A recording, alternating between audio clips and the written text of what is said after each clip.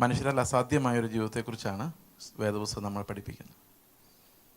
മനുഷ്യർക്ക് കഴിയാത്ത ഒരു രക്ഷയാണ് ദൈവം നമുക്ക് വച്ചിരിക്കുന്നത്. നമുക്ക് പലപ്പോഴും നമ്മൾ തീരുമാനങ്ങൾ എടുക്കാറുണ്ട്. തീരുമാനം എടുക്കുമ്പോൾ തന്നെ തോറ്റുപോകുക എന്നുള്ളതാണ് നമ്മുടെ ശീലം. അതങ്ങനെ നമുക്ക് നടക്കൂ, അങ്ങനെ കഴിയും. അതിന് യഥാർത്ഥ കാരണം എന്താണ്? എന്തുകൊണ്ടാണ് നമ്മൾ പിന്നെയും പിന്നെയും തോറ്റുപോകുന്നത്? അതിൻ്റെ കാരണം നമുക്കൊരടിമത്തം പാപത്തോട് ഉണ്ടായിരുന്നു എന്നുള്ളതാണ്. അടിമ ആണ്, പാപത്തിൻ്റെ അടിമയായിരുന്നെങ്കിൽ അതിനൊരർത്ഥമുണ്ട്. ഒരു മാസ്റ്റർ ഉണ്ടായിരുന്നു. ആ മാസ്റ്ററാണ് നമ്മളെ നിയന്ത്രിച്ചുകൊണ്ടിരുന്നത്. ആ മാസ്റ്റർ, പാപം എന്ന മാസ്റ്റർ, പാപം എന്ന യജമാനനിൽ നിന്ന് നമ്മൾ തീരുമാനമെടുത്തോ കരഞ്ഞോ ഒന്നും രക്ഷപ്പെടാൻ പറ്റില്ല. കാരണം അറിയാം, ഒരു അടിമയ്ക്കും അങ്ങനെ കരഞ്ഞ് തീരുമാനമെടുത്ത് രക്ഷപ്പെടാൻ പറ്റത്തില്ല. അതിന് വെളിയിൽ നിന്ന് ഒരു രക്ഷകൻ നമ്മെ രക്ഷിച്ചെങ്കിൽ മാത്രമേ കഴിയുള്ളൂ. നമ്മൾ രക്ഷിക്കപ്പെടുന്ന സമയത്തെ ആ പരിപാടിയെക്കുറിച്ചല്ല ഞാൻ പറയുന്നത്. നമ്മുടെ ജീവിതത്തിൻ്റെ ഓരോ ഘട്ടത്തിലും ആ രക്ഷകൻ നമ്മെ രക്ഷിക്കാതെ നമുക്ക് സ്വയം രക്ഷപ്പെടാൻ കഴിയില്ല. നമ്മൾ റോമാലേഖനം 6:17-18 വായിക്കുമ്പോൾ പറഞ്ഞിരിക്കുന്ന പാപത്തിൻ്റെ അടിമകളായിരുന്ന നിങ്ങൾ, ദാസന്മാരായിരുന്ന നിങ്ങൾ, ഞങ്ങൾ നിങ്ങളെ പഠിപ്പിച്ച ഉപദേശ രൂപത്തെ, the form of doctrine which we gave you, form of teaching, ഒരു രൂപം, ഉപദേശത്തിൻ്റെ ഒരു രൂപം ഹൃദയപൂർവ്വം അനുസരിച്ച് നീതിക്ക് ദാസന്മാരായി തീർന്നതുകൊണ്ട് ദൈവത്തിന് സ്തോത്രം ചെയ്യുന്നു. അപ്പം പാപത്തിൻ്റെ ദാസ്യത്വത്തിൽ നിന്നും നീതിയുടെ ദാസ്യത്വത്തിലേക്ക് പോകുവാൻ നമ്മുടെ തീരുമാനങ്ങളല്ല നമ്മളെ കൊണ്ടുപോകുന്നത്. അതിനൊരു പ്രത്യേകമായ ഉപദേശ രൂപമുണ്ട്. ആ ഉപദേശ രൂപത്തെ ഇന്ന് നമ്മൾ അവഗണിക്കുന്നത് കൊണ്ടാണ് നമ്മൾ എപ്പോഴും തോൽക്കുന്നവരായിട്ട് മാറുന്നത്. അപ്പോസ്തല പ്രവൃത്തികൾ 2-ാം അധ്യായം നമ്മൾ നോക്കുമ്പോൾ അതിൻ്റെ 37 മുതലുള്ള വാക്യങ്ങളിൽ ദൈവസഭയുടെ ചില അടിസ്ഥാന പ്രമാണങ്ങൾ, ഉപദേശങ്ങൾ അവിടെ കാണാം. 37-ാം വാക്യത്തിൽ പറയുന്നത്, ഇത് കേട്ടിട്ട് അവർ ഹൃദയത്തിൽ കുത്തുകൊണ്ട് പത്രോസിനോടും ശേഷം അപ്പോസ്തലന്മാരോടും, സഹോദരന്മാരായ പുരുഷന്മാരെ, ഞങ്ങൾ എന്ത് ചെയ്യേണ്ടു എന്ന് ചോദിച്ചു. അപ്പോൾ ഹൃദയത്തിലൊരു ഭാരം, മുറിവുണ്ടായി. കാരണം അത് യഹൂദന്മാരായിരുന്നു. യഹൂദന്മാരോട് പത്രോസ് പറഞ്ഞു, നിങ്ങളെ രക്ഷിക്കാൻ വന്നവനെ നിങ്ങൾ തന്നെയാണ് ക്രൂശിച്ചത് എന്ന് പറഞ്ഞപ്പോൾ അവർക്ക് ഭയങ്കരമായ കുത്തുണ്ടായി. അവർ അപ്പോസ്തലനോട് ചോദിക്കുകയാണ്, പത്രോസിനോട് ചോദിക്കുകയാണ്, സഹോദരന്മാരായ പുരുഷന്മാരെ, ഞങ്ങൾ ഇനി എന്ത് ചെയ്യും? ഞങ്ങളിങ്ങനെ ചെയ്തു പോയല്ലോ. ഞങ്ങളുടെ ഭാഗത്ത് വലിയൊരു ദ്രോഹം ഉണ്ടായിപ്പോയല്ലോ. ഇനി ഞങ്ങൾ എന്ത് ചെയ്യും? ഞങ്ങൾക്ക് എങ്ങനെ രക്ഷപ്പെടാൻ പറ്റും?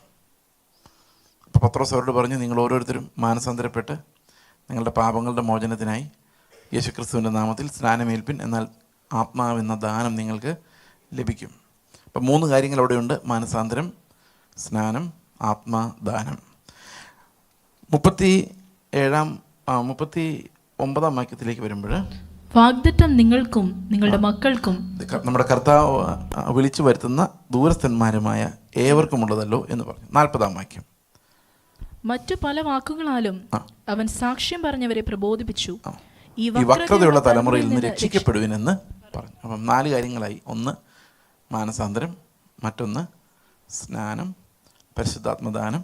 ഇപ്പോൾ അടുത്ത ഉപദേശം എന്താണ്? ഈ വക്രതയുള്ള തലമുറയിൽ നിന്ന് വേർപെടുവിൻ, രക്ഷിക്കപ്പെടുവിൻ എന്ന് പറഞ്ഞു. ഇത്രയും കാര്യങ്ങളാണ് അന്ന് അപ്പോസ്തലൻ പ്രസംഗിച്ചത്. 4 കാര്യങ്ങളാണ്. ഞങ്ങൾ എന്ത് ചെയ്യേണ്ടെന്ന് ചോദിച്ചപ്പോൾ 4 കാര്യങ്ങളാണ് പറഞ്ഞത്. അതെന്നും അങ്ങനെ തന്നെയാണ്.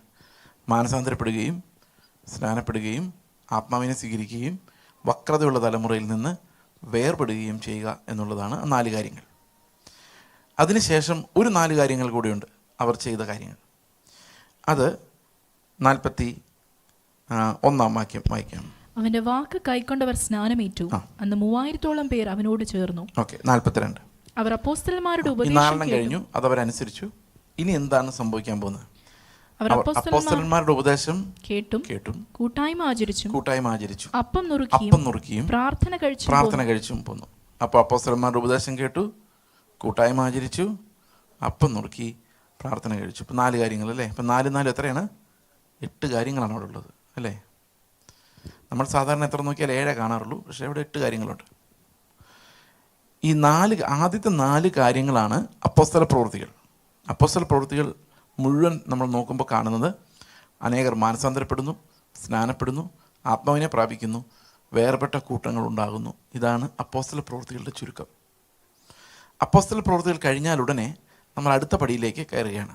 അപ്പോസ്തലന്മാരുടെ ഉപദേശം കേൾക്കുക. അതിനുവേണ്ടിയാണ് റോമാലേഖനം പോലെ ബൃഹത്തായ ഒരു ലേഖനം ഈ അപ്പോസ്തല പ്രവൃത്തികൾക്ക് ശേഷം കൊടുത്തിരിക്കുന്നത്. നമ്മൾ പലപ്പോഴും അത് മനസ്സിലാക്കാൻ പാടാണെന്ന് പറഞ്ഞ് അവഗണിച്ച് കളയാറാണ് പതിവ്. നമുക്ക് പ്രസംഗിക്കാൻ നമ്മുടെ ചർച്ചകളിലൊക്കെ സംഭവിക്കുന്നത് പ്രസംഗങ്ങളാണ്, പഠിപ്പിക്കലുകളല്ല. നമുക്ക് പഴയ നിയമത്തിൽ നിന്നൊരു നല്ല പ്രസംഗം പറയണമെന്ന് തോന്നി അതങ്ങ് പറയും, അത്രയേ ഉള്ളൂ. അല്ലെങ്കിൽ നമുക്ക് അന്ന് രാവിലെ കിട്ടുമ്പോൾ എവിടെയെങ്കിലും 5 പോയിന്റ് കിട്ടിയെങ്കിൽ അതങ്ങ് പറയും. അങ്ങനെ ആയി പിന്നെ ഗസ്റ്റ് പാസ്റ്റേഴ്സ് വന്ന് അവരുടെ സാമർഥ്യവും പാണ്ഡിത്യവും എല്ലാം ആയിക്കഴിഞ്ഞ് പിന്നെ നമ്മൾ എപ്പോഴാണ് ഇതിരുന്ന് റോമാലേഖനം എന്താണ് പറയുന്നത്, അപ്പോസ്തലന്മാർ എന്താണ് ഉപദേശിച്ചിരിക്കുന്നത്, എങ്ങനെയാണ് സഭയുടെ ഏറ്റവും ഫൗണ്ടേഷണലായിട്ടുള്ള ടീച്ചിങ്സ് എന്താണ്, ഇതൊന്നും ചിന്തിക്കാൻ നമുക്ക് ഒത്തിരി പ്രോഗ്രാമുകളായതുകൊണ്ട് നമുക്കതിനൊന്നും സമയമില്ലാത്ത ഒരവസ്ഥയിലേക്കാണ് ഇന്ന് വന്നിരിക്കുന്നത്. ഇന്ന് പ്രോഗ്രാമുകളുടെ ആധിക്യം നിമിത്തം പഠിക്കേണ്ടത് എന്താണെന്ന് അറിയാൻ പറ്റാതെ പോയതുകൊണ്ട് ഉള്ള പ്രതിസന്ധിയാണ് ഇന്ന് കൂടുതലുള്ളത്. ഈ റോമാലേഖനത്തിൽ പൗലോസ് പറഞ്ഞിരിക്കുന്ന കാര്യങ്ങൾ നമുക്ക് മനസ്സിലാക്കാൻ വളരെ പ്രയാസമുള്ള കാര്യങ്ങൾ തന്നെയാണ്. അത് മനസ്സിലാക്കാൻ നമുക്ക് പ്രയാസമുണ്ടാകുന്നത് നമുക്ക് ബുദ്ധി കുറവായതുകൊണ്ടല്ല. ഇതിനേക്കാളും പാടുള്ള കാൽക്കുലസും ആൽജിബ്രയും ട്രിഗണോമെട്രി എല്ലാം കാണാതെ പഠിച്ച് പരീക്ഷയ്ക്ക് നല്ല മാർക്ക് മേടിക്കുന്നവരാണ് നമ്മുടെ പിള്ളേർ. പക്ഷെ അവർക്കൊന്നും റോമാലേഖനം പിടികിട്ടാറില്ല. അതിൻ്റെ കാരണം അവർക്ക് ബുദ്ധി ഇല്ലാത്തതുകൊണ്ടല്ല, ആ ദൈവിക പരിജ്ഞാനത്തിൻ്റെ ഹൃദയം തുറക്കാത്തതുകൊണ്ടാണ്. മാനസാന്തരപ്പെട്ട് നുറുങ്ങുന്ന ഒരാൾക്ക് മാത്രമേ അപ്പോസ്തലിക ഉപദേശം മനസ്സിലാവുള്ളൂ. നമുക്ക് വചനം മനസ്സിലാക്കാനുള്ള ഏറ്റവും വലിയ ക്വാളിഫിക്കേഷൻ ബുദ്ധിപരമായ ജ്ഞാനമോ സെമിനാരി വിദ്യാഭ്യാസമോ അല്ല, ഹൃദയം നുറുങ്ങുന്ന, പാപബോധമുണ്ടാകുന്ന, മാനസാന്തരമുണ്ടാകുന്ന ഒരവസ്ഥ ഉണ്ടായെങ്കിൽ മാത്രമേ റോമാലേഖനം നമുക്ക് മനസ്സിലാവുകയുള്ളൂ. ഇത് മനസ്സിലാക്കാതെ ഒത്തിരി ആൾക്കാർ ഇത് വായിച്ചിട്ടുണ്ട്, ഇതിനെക്കുറിച്ച് പ്രസംഗിക്കുന്നുണ്ട്. അവരെക്കുറിച്ച് പത്രോസ് പറയുന്നു, 2 പത്രോസ് 3:15 പറയുന്നൊരു കാര്യമുണ്ട്. അതെനിക്ക് വളരെ രസകരമായി തോന്നിയ ഒരു ഭാഗമാണ്. 2 പത്രോസ് 3:15.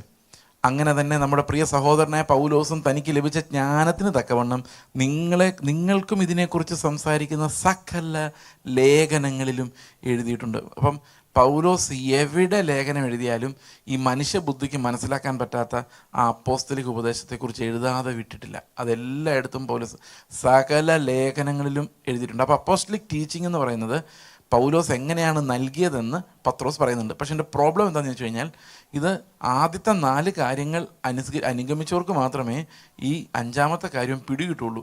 അത് മാനസാന്തരം പെടാത്ത ആൾക്കാർ, ക്രിസ്തുവിനോട് ചേരാത്ത ആളുകൾക്ക് ഒരിക്കലും ഇത് മനസ്സിലാവുകയില്ലാത്തതുകൊണ്ട് എന്ത് സംഭവിക്കുന്നു? അടുത്ത വാക്യം, 16ാം വാക്യം, അവയിൽ ഗ്രഹിപ്പാൻ പ്രയാസമുള്ളത് ചിലതുണ്ട്. അറിവില്ലാത്തവരും അസ്ഥിരന്മാരുമായവർ ശേഷം തിരുവെഴുത്തുകളെ പോലെ അതും തങ്ങളുടെ നാശത്തിനായി കോട്ടിക്കളയും. അപ്പോൾ റോമാലേഖനത്തിൽ എന്താണ് പൗലോസ് പറഞ്ഞതെന്ന് മനസ്സിലാക്കാൻ തടസ്സം എന്താണെന്ന് വെച്ച് കഴിഞ്ഞാൽ മനുഷ്യൻ്റെ ബുദ്ധിയാണ്. നമ്മൾ ക്രിസ്തീയ ജീവിതം നയിക്കുന്നതിന് ഏറ്റവും വലിയ തടസ്സം എന്ന് പറയുന്നത് മനുഷ്യനാണ്. ഞാൻ എന്ന് പറയുന്ന സാധനമാണ് ലോകത്തിലെ ക്രിസ്തീയ ജീവിതത്തിന് ഏറ്റവും വലിയ തടസ്സം. എൻ്റെ രാജ്യം, എൻ്റെ മഹത്വം, എൻ്റെ മാനം, എൻ്റെ ഭാവി, എന്നെ ആളുകൾ എങ്ങനെ കാണുന്നു, ഞാൻ എന്തുമാത്രം ജയിക്കും, ഞാൻ എന്തുമാത്രം നന്നാവും, ഇങ്ങനെ ഞാൻ ഫോക്കസ്ഡ് ആയിരിക്കുന്നിടത്തോളം കാലം നിങ്ങൾക്ക് ക്രൈസ്റ്റ് ഫോക്കസ്ഡ് ആയിരിക്കാൻ സാധിക്കില്ല. ഞാൻ സെൻറ്റേഡ്നെസ്സിൽ നിന്ന് രക്ഷപ്പെടുക എന്നുള്ളതാണ് ക്രൈസ്റ്റ് സെൻറ്റേഡ്നെസ്സിലോട്ട് വരുവാനുള്ള ഏറ്റവും പ്രധാനപ്പെട്ട ഭാഗവും ഏറ്റവും ദുഷ്കരമായ ഭാഗവും. അതുകൊണ്ടാണ് ഇത് മനുഷ്യനാൽ അസാധ്യം എന്ന് പറയുന്നത്. ഞാൻ തന്നെയാണ് ഈ ഞാൻ സെൻറ്റേഡ്നെസ്സിൽ നിന്ന് ഞാൻ എങ്ങനെ രക്ഷപ്പെടും? അതിന് വേറൊരാൾ എന്നെ വലിച്ചു പറിച്ചെടുക്കണം. ഈ ഞാനെ തകർക്കണം. ഞാൻ്റെ ശക്തിയും അധികാരവും ഇല്ലാതാകണം. അതിൻ്റെ മഹത്വം നമുക്ക് മലമായി തോന്നണം. ആ ഞാനെന്ന് പറയുന്നവൻ്റെ രാജ്യം ഇല്ലാതായി പോകണം. ഇതൊന്നും മനുഷ്യൻ വിചാരിച്ചാൽ നടക്കുന്ന കാര്യമല്ല.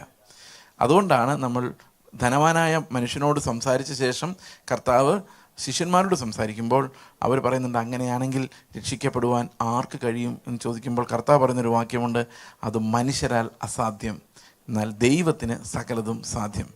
മനുഷ്യരാൽ അസാധ്യമായതിനെക്കുറിച്ച് കേൾക്കാൻ നമുക്ക് അത്ര ഇഷ്ടമില്ല. കാരണം എന്താണെന്ന് വെച്ച് കഴിഞ്ഞാൽ നമ്മൾ അത്ര മോശക്കാരൊന്നും അല്ല എന്ന് നമുക്കറിയാം. നമുക്ക് തന്നെ ഒരു സെൽഫ് വർത്ത് ഉണ്ട്. നമ്മൾ അത്ര മോശക്കാരൊന്നുമില്ല. വിചാരിച്ചാൽ കഴിയാത്ത എന്താ ഉള്ളത്, ഞാൻ വിചാരിച്ചാൽ കഴിയാത്ത എന്താ. ഇങ്ങനെ ചിന്തിക്കുന്ന മനുഷ്യന് അയ്യോ കർത്താവെ എന്നെ രക്ഷിക്കണേ എന്ന് പറയാൻ പറ്റില്ല. ഞാൻ ഒന്നും കൂടെ ട്രൈ ചെയ്ത് നോക്കാമെന്നേ പറയുള്ളൂ.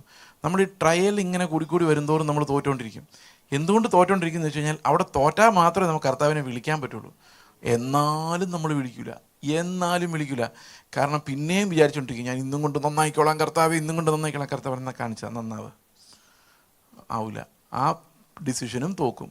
ഇങ്ങനെ തോറ്റ് ഈ ഞാൻ സെൻറ്റേഡ്നെസ്സിൽ നിന്ന് രക്ഷപ്പെടാൻ പറ്റാതെ നമ്മൾ ജയജീവിതമില്ലാത്ത ഒരവസ്ഥയിലാണ് ഇന്ന് നമ്മളെല്ലാം.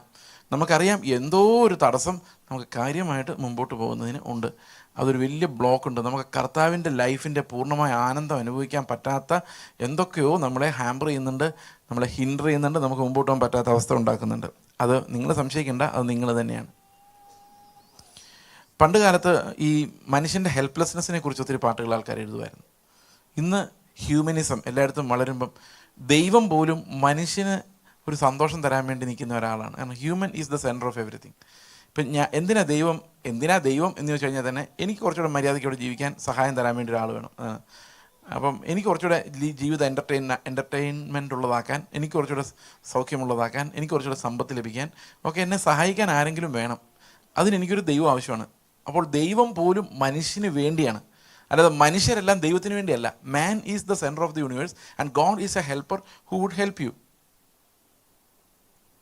ഈ മാൻ സെൻറ്റേഡ്നെസ്സിൻ്റെ റിലീജിയൻ തന്നെ മാൻ സെൻട്രിക്കാണ്. നിങ്ങളുടെ പ്രാർത്ഥനകൾ മിക്കവാറും മാൻ സെൻട്രിക് അല്ലേ? ഒന്ന് ആലോചിച്ച് നോക്കി.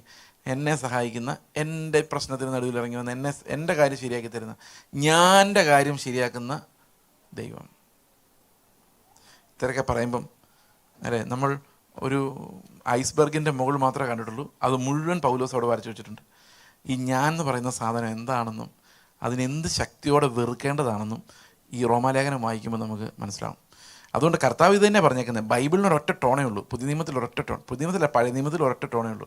നമുക്ക് അത്രയും പറയാനുള്ള, പഴയ നിയമത്തിൽ ഇത് തന്നെ പറയുന്നതെന്ന് പറയാൻ മാത്രമുള്ള സമയം നമുക്ക് ഈ 4 ദിവസം കൊണ്ട് ഉണ്ടാവണം നിർബന്ധമില്ല. കാരണം പഴയ നിയമം പുതിയ നിയമം എല്ലാം നമ്മൾ ആത്മാവിൻ്റെ കണ്ണിലൂടെ നോക്കിയ ഒന്ന് തന്നെയാണ്. അതിനകത്ത് യാതൊരു ഡിഫറൻസും ഇല്ല. ഇപ്പം എബ്രഹാമിനെ നോക്കിയ ഫോർ എക്സാമ്പിൾ ഞാൻ പറയാം, അത് കൂടുതൽ പറയാൻ ടൈം ഇല്ലാത്തതുകൊണ്ട് ഞാൻ പറയുന്നത്. എബ്രഹാമിൻ്റെ ഫെയ്ത്ത് എന്ന് പറയുന്നത് ഒരു പുതിയ നിയമ വിശ്വാസമാണ്. പഴയ നിയമത്തിലുള്ള എല്ലാ വിശുദ്ധന്മാരുടെയും പുതിയ നിയമ വിശ്വാസമാണ്. എബ്രഹാം എങ്ങനെ പുതിയ നിയമത്തിൽ വിശ്വസിച്ചത്? പുനരുത്ഥാനത്തിൽ അവൻ വിശ്വസിച്ചു എന്ന് എബ്രായ ലേഖനം പറയുന്നത്. 2 കാര്യങ്ങളാണ് എബ്രഹാമിൻ്റെ ഫെയ്ത്തിൽ നമ്മൾ കാണുന്നത്. ഒന്ന് പുനരുത്ഥാനത്തിലുള്ള വിശ്വാസവും മറ്റൊന്ന് ഇല്ലാത്തിടത്തുനിന്ന് വിളിച്ചു വരുത്താനുള്ള ദൈവത്തിൻ്റെ ശക്തിയിലുള്ള വിശ്വാസമായിരുന്നു. അത് റോമാലേഖനം 4:17 പറയുന്നുണ്ട്. തൻ്റെ പുത്രനെ അർപ്പിക്കാൻ വേണ്ടി അവൻ പോകുമ്പം ഈ 2 വിശ്വാസം നമ്മൾ കാണുന്നത്. ഒന്ന്, അവൻ മരിച്ചാൽ പുനരുത്ഥാനത്തിലൂടെ ദൈവം അവനെ തിരിച്ചു തരും. അതാണ് പുനരുത്ഥാനത്തിലുള്ള വിശ്വാസം. 2, ഇനി ഇവൻ പുനരുത്ഥാനത്തിലൂടെ വന്നില്ലെങ്കിലും ദൈവം എൻ്റെ സന്തതി ആകാശത്തിലെ നക്ഷത്രങ്ങൾ പോലെ ആകുമെന്ന് പറഞ്ഞ വാഗ്ദത്തത്തിന് മാറ്റമൊന്നും ഉണ്ടാവില്ല. ഈ കുഞ്ഞുണ്ടായത് തന്നെ വാർദ്ധക്യത്തിലാണ്. അപ്പം ഇനി ആ കുഞ്ഞ് പോയാൽ പോലും വാഗ്ദത്തം അവിടെ തന്നെ കിടക്കും. അതുകൊണ്ട് ദൈവം വേണമെങ്കിൽ ഇല്ലാത്തടത്തുനിന്ന് മക്കളെ ഉണ്ടാക്കി തരും. അതെന്തായാലും ശരി, അതൊക്കെ ദൈവത്തിനറിയാം എന്ന് പറയുന്ന ഒരു ഫെയ്ത്ത് ആയിരുന്നു എബ്രഹാമിൻ്റെ ഫെയ്ത്ത്. അത് പുതിയ നിയമ ഫെയ്ത്ത് ആകുന്ന എങ്ങനെ ചോദിച്ചു കഴിഞ്ഞാൽ, നമുക്ക് 2 പിള്ളേരാണെങ്കിൽ നമ്മുടെ ലക്ഷ്യം 2 വീട് ഉണ്ടാക്കുക, 2 പേരെ സെറ്റിൽ ചെയ്യാനുള്ള പണം ഉണ്ടാക്കുക. അതുകൊണ്ട് ഇപ്പം 10 പിള്ളേരൊന്നും ആർക്കും ഉണ്ടാകാത്ത, ഇവരെയൊക്കെ സെറ്റിൽ ചെയ്യിപ്പിക്കാൻ ഭയങ്കര പാടാണ്. ഒരാളുണ്ടെങ്കിൽ ഏറ്റവും എളുപ്പം, പ്രത്യേകിച്ച് ഒരു സെറ്റിൽമെൻറ്റും വേണ്ട, നമ്മൾ സെറ്റിലായ സ്ഥലത്ത് അവനെ ആക്കിയിട്ട് നമുക്ക് നമ്മുടെ പരിപാടി നോക്കാം. അപ്പോൾ അബ്രഹാമിനോട് ദൈവം പറയും, നിൻ്റെ സന്തതി ആകാശത്തിലെ നക്ഷത്രങ്ങൾ പോലെ ആവുന്നു. അപ്പോൾ ഒന്ന് പേടിക്കും, കാരണം ഇത്രയും സന്തതികൾ വന്നു കഴിഞ്ഞാൽ ഇത്രയും പേർക്ക് എങ്ങനെ സെറ്റിൽമെൻറ്റ് ഉണ്ടാക്കും? നമ്മൾ ഒരു വീട് പോരാ, 5 വീട് പോരാ. അപ്പം നമ്മളൊരു പ്ലാൻ കണ്ടുപിടിക്കാം. അന്നത്തെ കാലത്തൊക്കെ ആൾക്കാർ പോയി വീടല്ല പണിയുന്നത്, ഓരോ പട്ടണങ്ങളാണ് പണിയുന്നത്. അല്ലെ, ഒരു ദേശത്തൊരുത്തൻ പോയി പാർത്ത് അവനൊരു പട്ടണം പണിത്. നമ്മൾ അത്ഭുതം തോന്നും, എങ്ങനെ ഒരു പട്ടണം പണിത്? ഒരു 5 തലമുറ കൊണ്ട് പട്ടണം ആയിക്കോളും, ഇവരൊന്നും മരിക്കത്തുമില്ല. അപ്പം അങ്ങനെയാണ് അന്നത്തെ സ്ഥിതി. അപ്പോൾ എബ്രഹാം വേണമെങ്കിൽ തീരുമാനിക്കായിരുന്നു, ഈ സന്തതി പരമ്പരകൾ ഇങ്ങനെ ഉണ്ടാവുമെങ്കിൽ ഒരു പട്ടണം അങ്ങ് പണിതേക്കാം എന്ന് തീരുമാനിക്കായിരുന്നു. പക്ഷേ ദൈവം അബ്രഹാം അങ്ങനെയല്ല ചിന്തിച്ചത്. എബ്രഹാം ചിന്തിച്ചു, ഇല്ലാത്തടത്തുനിന്ന് പിള്ളേരുണ്ടാക്കി തരുമല്ലേ ദൈവം, അങ്ങനെയാണെങ്കിൽ അവർക്കുള്ള സ്ഥലവും ദൈവം തന്നെ ഒരുക്കുന്നതായിരിക്കുള്ളൂ. അങ്ങനെ ദൈവം പണിയുന്ന ഒരു നഗരത്തിന് വേണ്ടി കാത്തിരിക്കാം ഈ ലോകത്ത്. അതുകൊണ്ട് നമുക്ക് ടെൻറ്റ് മതി എന്ന് എബ്രഹാം തീരുമാനിക്കുന്നതിന് കാരണം ഈ ഫെയ്ത്താണ്. നമ്മൾ പഴയ നിയമത്തിൽ ഏത് വിശുദ്ധനെ നോക്കിയാലും നമ്മൾ കാണുന്നത് ഈ അകത്തൂടെ കിടക്കുന്ന ഒരു ഫെയ്ത്ത് ഉണ്ട്. അത് പുതിയ നിയമം വായിക്കുമ്പോൾ നമുക്ക് മനസ്സിലാകുന്നത്. ഉൽപ്പത്തി മുതൽ അവസാനം നമ്മൾ വെളിപ്പാട് വരെ കാണുന്ന കർത്താവിൻ്റെ ഒരു ലൈൻ ഓഫ് തിയോളജി അതെന്താണെന്ന് വെച്ച് കഴിഞ്ഞാൽ, അവൻ്റെ പുത്രനിലൂടെ അല്ലാതെ, വിശ്വാസത്തിലൂടെ അല്ലാതെ ഒരുത്തനും രക്ഷപ്പെടുകയില്ല എന്നുള്ളതാണ്. അത് പഴയ നിയമമായാലും പുതിയ നിയമമായാലും ഒരൊറ്റ തത്വമേ ഉള്ളൂ. അത്രയും പറഞ്ഞിട്ട് നമുക്ക് നമ്മുടെ വിഷയത്തിലേക്ക് വരാം. എന്താണ് ഈ പാപത്തിൻ്റെ consequence? How we are enslaved under that sin. അപ്പോസ്തല പ്രവൃത്തികൾ നമ്മൾ കണ്ടു. ഇത് നമ്മുടെ മാനസാന്തരപ്പെടുന്നതിൻ്റെ പ്രോസസ്സ് അല്ല അവിടെ പറയുന്നത്, ആ പ്രവൃത്തികളെ വിവരിക്കുകയാണ് ചെയ്യുന്നത്. എന്നാൽ റോമാലേഖനത്തിലേക്ക് വരുമ്പോൾ പാപത്തിൻ്റെ ഡെപ്തിനെ കുറിച്ചുള്ള ഒരു പഠിപ്പിക്കൽ അവിടെയുണ്ട്. പാപം, ഞാൻ അതിനെക്കുറിച്ച് വിശദമായി പല വീഡിയോസിലൊക്കെ സംസാരിച്ചിട്ടുണ്ട്, നിങ്ങൾ ഒരുപക്ഷെ കേട്ടിട്ടുണ്ടാവും. ഒന്ന് രണ്ട് ചോദ്യങ്ങളുടെ ഉത്തരങ്ങൾ നമുക്ക് ഇതിൽ കണ്ടെത്തേണ്ടതായിട്ടുണ്ട്. ഒന്ന്, നമ്മുടെ പാപബോധം എവിടെ നിന്ന് വരുന്നതാണെന്നുള്ളതാണ്. നമുക്കെല്ലാവർക്കും ഒരു പാപബോധമുണ്ട്, ഇല്ലെന്ന് പറയാൻ പറ്റില്ല. എല്ലാ മനുഷ്യർക്കും പാപബോധമുണ്ട്. പക്ഷെ അത് എവിടെ നിന്ന് വരുന്നതാണ്? ആത്മാവ് തരുന്നത് തന്നെയാണോ? ആത്മാവ് തരുന്ന പാപബോധമാണെങ്കിൽ അത് പെട്ടെന്ന് കർത്താവിൻ്റെ അടുത്തേക്ക് നമ്മളെ കൊണ്ടു ചെല്ലും. പക്ഷേ ആത്മാവ് തരാതെ നമുക്ക് പാപബോധം ഉണ്ടാകാം. റോമാലേഖനം 1:29 മുതൽ കുറേ പാപങ്ങളുടെ ലിസ്റ്റ് നമുക്ക് അവിടെ കാണാം. ഒന്ന് വായിക്കാം. അവർ സകല അനീതിയും ദുഷ്ടതയും അത്യാഗ്രഹവും ദുർബുദ്ധിയും നിറഞ്ഞവർ. ഓക്കെ, ഈ അസൂയ കുല, ആ കുലയല്ല കേട്ടോ, കൊലയാണ്. ഇത് വാഴക്കുല എന്നുള്ള കുലയാണ്. കൊല, പിണക്കം, കപടം, ദുശീലം എന്നിവ തിങ്ങിയവർ. ഇത്രയും മതി നമുക്ക്, വേറെ കുറേ ഉണ്ട്, നമുക്ക് ഇത്രയും മതി. ഇത് 32 വാക്യം ഒന്ന് വായിച്ച്. 32. ഈ വക പ്രവർത്തിക്കുന്നവർ മരണയോഗ്യരെന്നുള്ള ദൈവന്യായം അവരറിഞ്ഞിട്ടും അവയെ പ്രവർത്തിക്കുക മാത്രമല്ല പ്രവർത്തിക്കുന്നവരിൽ പ്രസാദിക്കുകയും ചെയ്യുന്നു. അപ്പോൾ ഇനി ഒന്നുകൂടെ 28, 29, 30 നോക്കിയേ. അവർ സകല അനീതിയും, ഏതൊക്കെ പ്രവർത്തിക്കുന്നവരാ മരണയോഗ്യർ? അനീതിയുള്ളവർ, ദുഷ്ടത, അത്യാഗ്രഹം, ദുർബുദ്ധിയും നിറഞ്ഞവർ, അസൂയുള്ളവർ. കൊല. അസൂയുള്ളവരെല്ലാം എന്തിനു യോഗ്യരാ? പിണങ്ങിയിരിക്കുന്നവരെല്ലാം മരണയോഗ്യർ. അത്യാഗ്രഹമുള്ളവരെല്ലാം മരണയോഗ്യർ, അസൂയുള്ളവരെല്ലാം മരണയോഗ്യർ, പിണക്കമുള്ളവരെല്ലാം മരണയോഗ്യർ എന്ന് ആർക്കൊക്കെ അറിയാമെന്ന് പറഞ്ഞേക്കുന്നത്? ദൈവന്യായം, ഇവരെല്ലാം കൊന്നുകളയുക എന്നുള്ള ദൈവന്യായം അവരറിഞ്ഞിട്ടും എന്നാ പറഞ്ഞേക്കുന്നത് അല്ലേ? അവരാരാ? ഇതാർക്കൊക്കെ അറിയാം അസൂയ പാപമാണെന്ന്, തെറ്റാന്ന്? ലോകത്തിലുള്ള സകല മനുഷ്യർക്കും അറിയാം. അത്യാഗ്രഹം പാപമാണെന്ന് ലോകത്തിലുള്ള സകല മനുഷ്യർക്കും അറിയാം. പിണങ്ങിയിരിക്കുന്ന നല്ലതല്ലെന്ന് ലോകത്തിലുള്ള എല്ലാ മനുഷ്യർക്കും അറിയാം. എങ്ങനെ അറിയാം? അതവരുടെ മനസാക്ഷിയിൽ തന്നെ ദൈവം വെളിപ്പെടുത്തി കൊടുത്തിട്ടുണ്ട്. അപ്പം നമ്മുടെ പല കുറ്റബോധങ്ങളും എവിടെ നിന്ന് വരുന്നതാണ്? മനസാക്ഷിയിൽ നിന്ന് വരുന്നതാണ്. ആത്മാവിൽ നിന്ന് വരുന്നതാകണമെന്ന് നിർബന്ധമില്ല. പിണങ്ങിയിരിക്കുന്നത് പാപമാണെന്നുള്ളത് ആത്മാവ് ഓർമ്മിപ്പിക്കണമെന്ന് നിർബന്ധമില്ല, അതും മനസാക്ഷിയിൽ നിന്നാകാം. ഈ പാപബോധങ്ങൾ നമുക്ക് ഉണ്ടാകുന്നു എന്ന് വിചാരിച്ച് ആത്മാവ് നമ്മുടെ ഉള്ളിൽ ഉണ്ടാകണമെന്ന് നിർബന്ധമില്ല. ഇത് മനസാക്ഷി, നമ്മളെ ചൂട് പിടിച്ചൊരു മനസാക്ഷി ഉള്ളവർക്ക് പെർഫെക്റ്റ് ആയിരിക്കണം എന്ന് ആഗ്രഹമുള്ളതുകൊണ്ട് ആരും എന്നെ പിടിക്കരുതെന്നും ഞാൻ മര്യാദയ്ക്ക് ഇരിക്കണമെന്നും ആഗ്രഹമുള്ളവർക്കും ഇതേ കുറ്റബോധങ്ങൾ ഉണ്ടാകാം. അത്യാഗ്രഹം പാപമാണെന്ന് നാട്ടുകാർക്ക് മുഴുവൻ അറിയാമെങ്കിലും ഇപ്പം പെന്തക്കോസ്തുകാർക്ക് അക്കാര്യത്തിലൊരു ചെറിയ സംശയമുണ്ട്. അത്യാഗ്രഹം ശരിക്കും പാപമാണോ? 3 നിലയുള്ളൊരു വീട് പണിയുന്നതാണോ അത്യാഗ്രഹം? 3 മുറിയുള്ളൊരു വീട് പണിയുന്നതാണോ അത്യാഗ്രഹം? 3 നിലയുള്ള വീട് പണിയുന്നത് അല്ലേ? ഏതാ കൂടുതൽ വിശ്വാസം? 3 നിലയുള്ള വീട് പണിയുന്നതല്ലേ? അപ്പം നമ്മളെ സംബന്ധിച്ച് ഈ അത്യാഗ്രഹം ഈസ് ഈക്വൽ ടു കൂടിയ വിശ്വാസം, അങ്ങനെയല്ലേ? അപ്പം നമ്മുടെ വിശ്വാസം എന്ന് പറയുന്നത് തന്നെ ക്രിസ്തുവിൻ്റെ അടുത്തേക്ക് ചെല്ലാനുള്ളതല്ല, കുറച്ചും കൂടെ നമ്മളെ അത്യാഗ്രഹികളാക്കി മാറ്റാനുള്ളതാണ്. ബാക്കി നമ്മൾ പതുക്കെ പറഞ്ഞാൽ മതി. അപ്പം ഇത്രയും കാര്യങ്ങളൊക്കെ ചെയ്യുന്നവർ മരണയോഗ്യരെന്നുള്ള ദൈവന്യായം അവരറിഞ്ഞിട്ടും. അപ്പം പൊതുവായ മതത്തിന്, നമ്മൾ ക്രിസ്ത്യാനികളാണോ എന്ന് കൂടെ പരിശോധിക്കാൻ നല്ലതാട്ടോ, ചർച്ചിലൊക്കെ വരുന്നുണ്ടെങ്കിലും. പൊതുവായ മതത്തിന് 2 സ്വഭാവങ്ങളുണ്ട്. ആ 2 സ്വഭാവങ്ങളിൽ ഒന്ന് ഈ പാപബോധമാണ്, കുറ്റബോധം. എല്ലാ മതങ്ങളിലും ഇതുണ്ട്. രണ്ടാമത്തെ എന്താണെന്നറിയോ? ദൈവത്തിൻ്റെ ശക്തിയിലുള്ള വിശ്വാസമാണ്. അതെല്ലാ മതങ്ങളിലും ദൈവത്തിൻ്റെ ശക്തിയെക്കുറിച്ചുള്ളൊരു വിശ്വാസമുണ്ട്. ഈ റോമാലേഖനം 19:20 വായിച്ച്. റോമാലേഖനം 19:20. ദൈവത്തെക്കുറിച്ച് അറിയാവുന്നത് 1:19-20. ദൈവത്തെക്കുറിച്ച് അറിയാവുന്നത് അവർക്ക് വെളിവായിരിക്കുന്നത് ആരൊക്കെയാന്ന് പറയാം? ആർക്കൊക്കെയാണ്?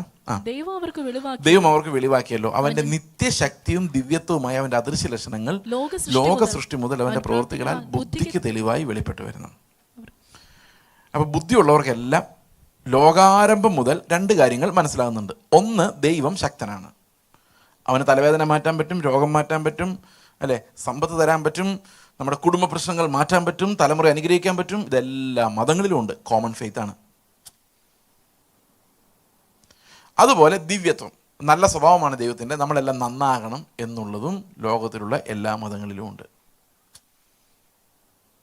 ഇത് രണ്ടുമാണ് നമ്മളും പൊതുവെ ഹോൾഡ് ചെയ്യുന്ന വിശ്വാസങ്ങൾ.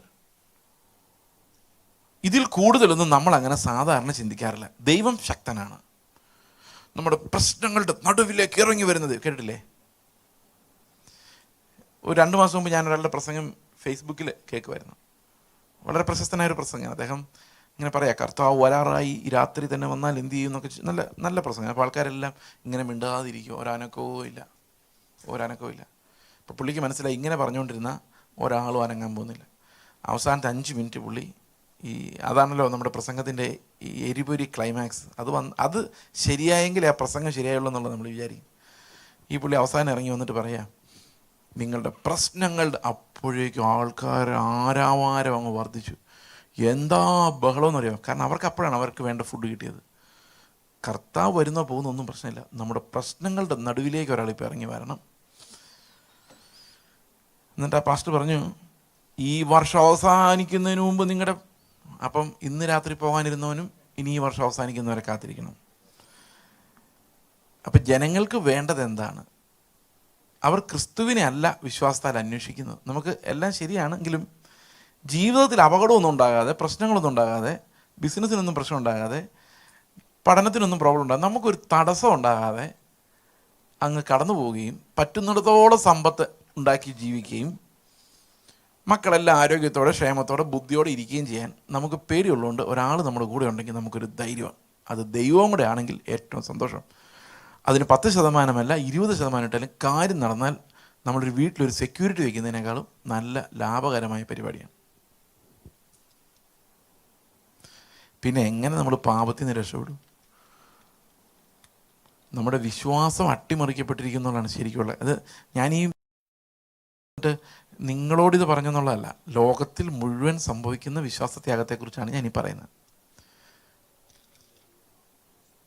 അപ്പോൾ നമുക്ക് നോക്കാം ഇതെങ്ങനെയാണ് നമ്മൾ ഈ പാപത്തിൻ്റെ ശക്തി അതിജീവിക്കാൻ എന്താ വഴി എന്ന് നമുക്ക് നോക്കാം. 2-ാം അധ്യായം, റോമാലേഖനം 2-ാം അധ്യായത്തിലേക്ക് വരുമ്പോഴേക്കും, നിങ്ങൾ ഈ റോമാലേഖനം ഒന്ന് പഠിക്കാനും കൂടെ വേണ്ടി ഞാനിത് പറയുന്നത്. 2-ാം അധ്യായത്തിലേക്ക് വരുമ്പോഴേക്കും അവിടെ ഒരു പ്രധാനപ്പെട്ട ചോദ്യമുണ്ട്. ഈ ചോദ്യം ഇന്ന് വളരെ കോൺട്രവേഴ്സ്യൽ ആയിട്ടുള്ളൊരു ചോദ്യമാണ്. യേശു ക്രിസ്തുവിൻ്റെ സുവിശേഷം ഒരിക്കലും കേട്ടിട്ടില്ലാത്തവർ രക്ഷ പ്രാപിക്കാൻ എന്തെങ്കിലും സാധ്യതയുണ്ടോ? ഒരിക്കൽ പോലും സുവിശേഷം കേട്ടിട്ടില്ലാത്തവർ, കേട്ടിട്ട് തള്ളിക്കളഞ്ഞവരല്ല, കേട്ടിട്ടില്ലാത്തവർ. ഞാൻ ഒരു ദിവസം ഒരു ചർച്ചിൽ പ്രസംഗിച്ച് ഉച്ചയ്ക്ക് ആഹാരം കഴിക്കാതിരുന്നപ്പോൾ ആ ചർച്ചിലെ പാസ്റ്റർമാർ എന്നോട് ചോദിച്ചു, അനേകം നല്ല മനുഷ്യർ ലോകത്ത് പല സ്ഥലങ്ങളിലും മരിച്ചു പോകുന്നുണ്ട്, ഇവരെല്ലാം കർത്താവ് നരകത്തിലോട്ട് വിടുവോ പാസ്റ്ററെ ചോദിച്ചു. അപ്പം ഞാനത് അവരോട് ചോദിച്ചു, എന്താണ് നിങ്ങളുടെ വിശ്വാസം? അപ്പോൾ അവർ പറഞ്ഞു, കുറച്ചാൾക്കാരെ മനസാക്ഷി വെച്ച് ദൈവം സ്വർഗത്തിൽ കൊണ്ടുപോകുമെന്നാണ് എൻ്റെ വിശ്വാസം. നിങ്ങളിൽ പലരും അങ്ങനെ കരുതുന്നുണ്ട് എന്നെനിക്കറിയാം. അപ്പം ഞാൻ അവരോടൊരു ചോദ്യം ചോദിച്ചു, അങ്ങനെയാണെങ്കിൽ നിങ്ങളൊരു ദേശത്ത് സുവിശേഷം പറയാൻ പോകുമ്പോൾ കർത്താവ് യേശു ക്രിസ്തുവിൽ വിശ്വസിക്കുക എന്ന് പറയരുത്. എൻ്റെ കാരണം 2 വലിയ അപകടങ്ങൾ അതുകൊണ്ടുണ്ട്. ഒന്ന്, 100 പേർ ഈ സുവിശേഷം കേട്ടാൽ 99 പേരും അത് തള്ളിക്കളയുള്ളൂ. അങ്ങനെയല്ലേ നമ്മുടെ അനുഭവം? തന്നെയുമല്ല, ഈ തള്ളിക്കളഞ്ഞവരെല്ലാം യേശു ക്രിസ്തുവിനെ കുറിച്ച് കേട്ടിട്ട് തള്ളിക്കളഞ്ഞവർ എന്നുള്ള രീതിയിൽ നരകത്തിൽ പോവുകയും ചെയ്യും. ചിലപ്പോൾ നിങ്ങൾ ജീവനോട് തിരിച്ചു വന്നില്ല എന്നും വരാം. അതിനേക്കാളൊക്കെ നല്ല വഴി എന്താണെന്ന് വെച്ച് കഴിഞ്ഞാൽ, നിങ്ങളവിടെ ചെന്ന് അവരോട് നല്ല മനസാക്ഷിയുള്ളവരാവുക എന്ന് പ്രസംഗിക്കുക. അപ്പോൾ അതിൻ്റെ ഗുണം എന്താണെന്ന് വെച്ച് കഴിഞ്ഞാൽ, നിങ്ങളെ ആരും തല്ലിക്കൊല്ലുകയില്ല എന്നുള്ളതാണ് ഏറ്റവും വലിയ പ്രയോജനം. പിന്നെ 2-ാമത്തെ പ്രയോജനം എന്താണെന്ന് വെച്ച് കഴിഞ്ഞാൽ, നിങ്ങൾക്ക് നാളെ സമാധാനം ഉണ്ടാക്കിയതിന് നോബൽ സമ്മാനം വരെ കിട്ടാം. പിന്നെ 3-ാമത്തെ കാര്യം, ആ 100 പേരിൽ 100 പേരും ഈ മെസ്സേജ് മോശമാണെന്ന് പറയല്ല. കാരണം എല്ലാവർക്കും ഒരു മനസാക്ഷിയുണ്ട്, അതിൽ നന്നാകണം എന്നുള്ള കാര്യം ലോകത്ത് ബുദ്ധിയുള്ള സകല മനുഷ്യർക്കും അറിയാം. മനസ്സിലാകുന്നുണ്ടോ?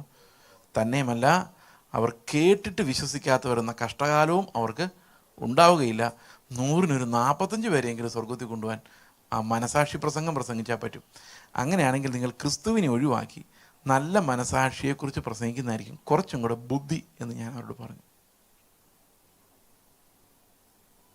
2-ാമത് ഒരു കാര്യം കൂടെ പറഞ്ഞു, ഇനി മനസാക്ഷി വെച്ച് ഒരുത്തനെങ്കിലും സ്വർഗത്തിൽ പോകുമായിരുന്നെങ്കിൽ പിന്നെ എന്തിനാണ് കർത്താവ് ഈ താഴ്ന്ന ഭൂമിയിലേക്ക് ഇറങ്ങി വന്ന് ഇത്രയും കഷ്ടം അനുഭവിച്ച് വേർത്ത് ദാഹിച്ച് വരണ്ട് ഈ മരുഭൂമിയിലൂടെ നടന്ന് ക്രൂശിൽ കിടന്ന് പിടഞ്ഞും മരിച്ചത് എന്തിനു വേണ്ടി?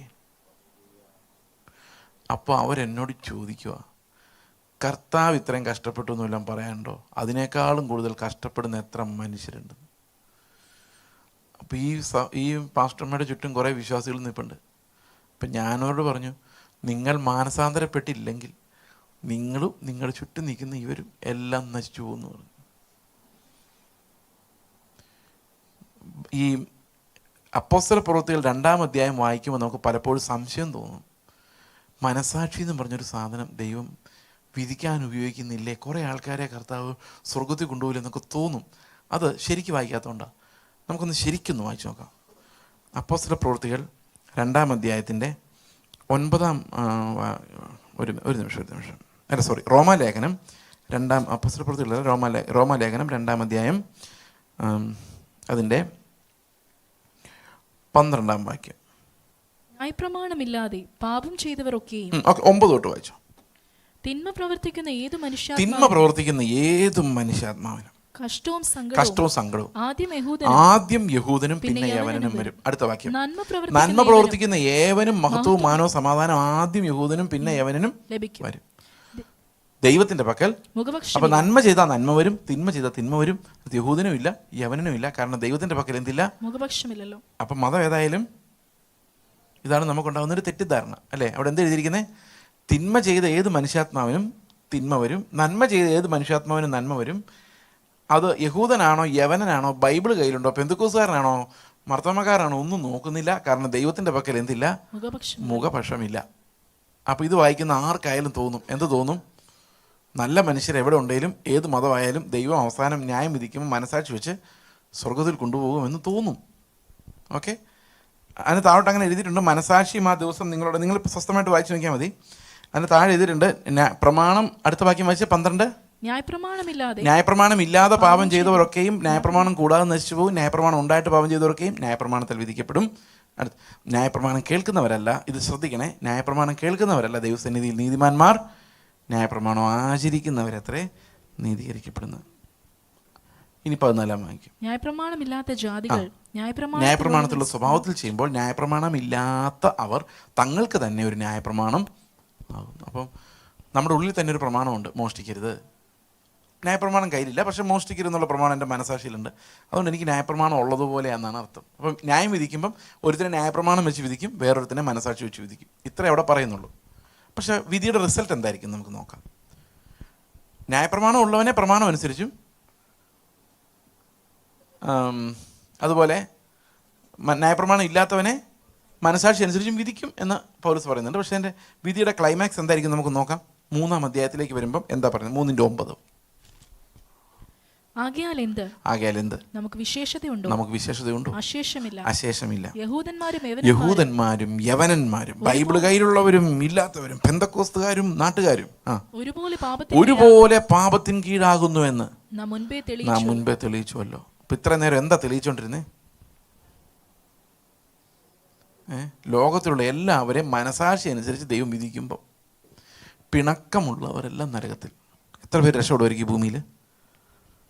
ആരെങ്കിലും രക്ഷപ്പെടുമോ? അസൂയുള്ളവരെല്ലാം നരകത്തിൽ. പ്രമാണമുള്ളവനെ പ്രമാണം വെച്ച് അസൂയപ്പെടരുത്, വിധിച്ച് നരകത്തിൽ വിടും. പ്രമാണമില്ലാത്തവനെ മനസാക്ഷിയിൽ അസൂയപ്പെടരുത്, വിധിച്ച് നരകത്തിലേക്ക് വിടും. പിണക്കമുള്ളവനെല്ലാം നരകത്തിൽ. അങ്ങനെ പറയുന്നേ. അടുത്ത വാക്യം നോക്കി. നീതിമാൻ ആരുമില്ല, ഒരുത്തൻ പോലുമില്ല. അപ്പം മതങ്ങളുണ്ട്, ന്യായപ്രമാണമുണ്ട്, എല്ലാം ഉണ്ട്. പക്ഷെ ആര് മാത്രം ഇല്ല? നീതിമാൻ ഇല്ല. അത് ഒരുത്തൻ പോലും ഇല്ല. ഒരു മനുഷ്യൻ പോലും ലോകത്ത് എന്തില്ല? നീതിമാനായിട്ട് ഇല്ല. Man is ultimately deprived. അവന് ഒരു നന്മയും അവൻ്റെ ഉള്ളിൽ ഇല്ല. ഇതൊരു വളരെ റാഡിക്കൽ സ്റ്റേറ്റ്മെന്റ്. അടുത്ത വാക്യം നോക്കിയേ. ഗ്രഹിക്കുന്നവനില്ല, ദൈവത്തെ അന്വേഷിക്കുന്നവനുമില്ല. ദൈവത്തെ ഒരാൾക്കും അന്വേഷിക്കാനും പോലും പറ്റില്ലെന്ന് തിയോളജിയിൽ അതിന് പറയുന്ന ഇൻകർവേറ്റസ് ഇൻസേ എന്ന് പറഞ്ഞാൽ, കർവ് എന്ന് പറഞ്ഞാൽ എന്താണെന്നറിയോ? ആ വാക്ക് വിട്ടേറെ. കർവ് എന്ന് പറഞ്ഞാൽ മനസ്സിലായില്ല എന്താന്ന്? വളവെന്ന്. അപ്പോൾ ദൈവത്തെ നമ്മൾ എങ്ങനെ അന്വേഷിച്ചാലും വളഞ്ഞിരിക്കുന്നുണ്ട്. നേരെ അന്വേഷിക്കാൻ പറ്റില്ല. കാരണം ഈ പ്രകൃതിയിലെല്ലാം ഒരു വിധത്തിൽ പറഞ്ഞാൽ വളഞ്ഞിരിക്കുന്നത്. നമ്മളൊരു സാറ്റലൈറ്റിനെ കൊണ്ടുപോയി ഓർബിറ്റ് വിട്ടാൽ വളഞ്ഞേ പോകുള്ളൂ. നമ്മൾ ഈ ഭൂമിയുടെ മുകളിൽ കൂടെ നടന്നാലും വളഞ്ഞേ നടക്കാൻ പറ്റുള്ളൂ. കാരണം ഇത് ഉരുണ്ടിരിക്കുന്നതുകൊണ്ട് നമ്മൾ വളഞ്ഞേ വരുള്ളൂ. ദൈവത്തെ അന്വേഷിച്ച് നമ്മൾ വളഞ്ഞു പോയാൽ എവിടെ വരുള്ളൂ? നമ്മുടെ അടുത്തോട്ട് തന്നെ വരും. ഇപ്പം നമ്മൾ ദൈവത്തെ വിളിച്ച് അപേക്ഷിച്ച് നിലവിളിച്ച് പ്രാർത്ഥിക്കാൻ ദൈവത്തിൻ്റെ സ്വഭാവം നമ്മുടെ സ്വഭാവമാണ്. ഒന്നാലോചിച്ച് നോക്കി. എൻ്റെ പിള്ളേർ രക്ഷപ്പെടാൻ വേണ്ടിയല്ലേ ദൈവം അവിടെ ഇരുന്ന് നിലവിളിച്ച് പ്രാർത്ഥിച്ചുകൊണ്ടിരിക്കുന്ന ആ പിതാവിനോട് കർത്താവ് എന്തായിരിക്കും പറയുന്നത്? ഞാൻ പറയുന്ന അതേ കാര്യം ആയിരിക്കില്ലേ? എൻ്റെ ശത്രുക്കൾ, എൻ്റെ ചുറ്റുമുള്ളവർ, എൻ്റെ അതിര് മാന്തുമ്പം ദൈവം ആരുടെ കൂടെ ആയിരിക്കും? അതിര് മാന്തുന്നവനെക്കുറിച്ച് ഞാൻ എന്ത് ചിന്തിക്കുന്നു അത് തന്നെയല്ലേ കർത്താവും ചിന്തിക്കുകയുള്ളൂ. അപ്പം എൻ്റെ അതേ സ്വഭാവമല്ലേ? ഇപ്പോൾ രണ്ടുപേരും ഇവിടെ വഴക്കുണ്ടാക്കിയിട്ട് ഒരാൾ വെളിയിലോട്ട് ഇറങ്ങുമ്പോൾ സ്റ്റെപ്പെ അടിച്ച് വീഴാന്നാണ്, വേറൊരുത്തും പോയി കെട്ടിപ്പിടിച്ച് എന്ത് പറ്റി ബ്രദറെ എന്ന് ചോദിച്ചാലും ഉള്ളിൽ പറയാലോ അവൻ എന്നോട് ഇങ്ങനെ വഴക്കുണ്ടായതുകൊണ്ട് പോയതുകൊണ്ട് ദൈവം അവനായിട്ടൊരു എന്ന് പറഞ്ഞാൽ ഞാൻ കൊടുക്കേണ്ട പണി എനിക്ക് കൊടുക്കാൻ പറ്റാതായപ്പോൾ എനിക്ക് പകരം കൊടുക്കുന്ന എൻ്റെ അതേ സ്വഭാവമുള്ള ആളല്ലേ. അപ്പം നമ്മൾ ദൈവത്തെ അന്വേഷിച്ച് ആരെ കണ്ടുപിടിച്ചത്? നമ്മുടെ അതേ സ്വഭാവം. ഞാൻ പിണങ്ങിയിരിക്കുന്നവരോടെല്ലാം ദൈവം പിണങ്ങിയിരിക്കുമായിരിക്കുമല്ലോ. ഒന്നാലോചിച്ച് നോക്കി. അവൻ മാനസാന്തരപ്പെടണ്ടേ? ഞാൻ എങ്ങനെ അവൻ മാനസാന്തരപ്പെട്ട് മടങ്ങി വരണേ? ഞാനായിരിക്കും മാനസാന്തരപ്പെടേണ്ടത്. ഞാൻ പ്രാർത്ഥിക്കുമ്പോൾ ദൈവം എൻ്റെ കൂടെ നിന്ന് അവനെ മാനസാന്തരപ്പെടുത്താൻ വേണ്ടി പണിയുവാണ്. അപ്പം നമുക്ക് എന്താ സംഭവിച്ചതെന്ന് ചോദിച്ചു കഴിഞ്ഞാൽ അന്വേഷിച്ച് നമ്മൾ ദൈവത്തെ കണ്ടെത്തി. പക്ഷെ എൻ്റെ പ്രോബ്ലം ആ കണ്ടെത്തിയ ദൈവത്തിൻ്റെ സ്വഭാവം നമ്മുടെ സ്വഭാവം തന്നെയാണ്. ഇതിനെയാണ് തിയോളജിയിൽ വേദശാസ്ത്രത്തിൽ ഇൻകർവേറ്റസ് ഇൻ സേ എന്ന് പറയുന്നത്. എന്ന് പറഞ്ഞാൽ മനുഷ്യൻ അവൻ്റെ സദൃശ്യത്തിലും സ്വരൂപത്തിലും ദൈവത്തെ ഉണ്ടാക്കും. കാരണം അവനൊരു നീതിബോധമുണ്ട്. ആ നീതിബോധവുമായിട്ട് യോജിക്കാത്ത ദൈവത്തെ അവന് താല്പര്യമില്ല. ഓരോ സഭയ്ക്കും ആ സഭയുടേതായ നീതിബോധമുണ്ട്. അപ്പോൾ അതുകൊണ്ട് ദൈവം എന്ത് ചെയ്തോണം? ഈ സഭയുടെ നീതിബോധമായിട്ട് എഗ്രി ചെയ്തോണം. അല്ല ദൈവത്തിന് നമുക്ക് വലിയ താല്പര്യമില്ല. കാരണം we will draw the laws. LOSS loss അല്ല, LAWS ലോസ്. ദൈവം അത് ഒബേ ചെയ്തോണം. കാരണം നമ്മൾ കണ്ടെത്തിയിരിക്കുന്ന ദൈവം നമ്മുടെ സ്വഭാവമുള്ളവനല്ലെങ്കിൽ, നമ്മോട് എഗ്രിയബിൾ അല്ലെങ്കിൽ നമുക്ക് ആ ദൈവമായിട്ട് വലിയ ഇടപാടില്ല. മനസ്സിലാവുന്നുണ്ടോ? ശരിയാണോ? അതുകൊണ്ടാണ് പറഞ്ഞത് no man ever seeks God. ദൈവത്തെ അന്വേഷിക്കുന്നില്ല എന്നുള്ളത്. ഇനി നമ്മൾ ഇത്തിരി കൂടെ കട്ടിയുള്ള ഭാഗത്തേക്ക് കയറാൻ പോകണം. അതിനു മുമ്പ് നമുക്ക് 18ാമത്തെ വാക്യം കൂടെ വായിക്കാം. There is no fear of God before their eyes. അവരുടെ കണ്ണുകളിൽ ദൈവഭയമില്ല.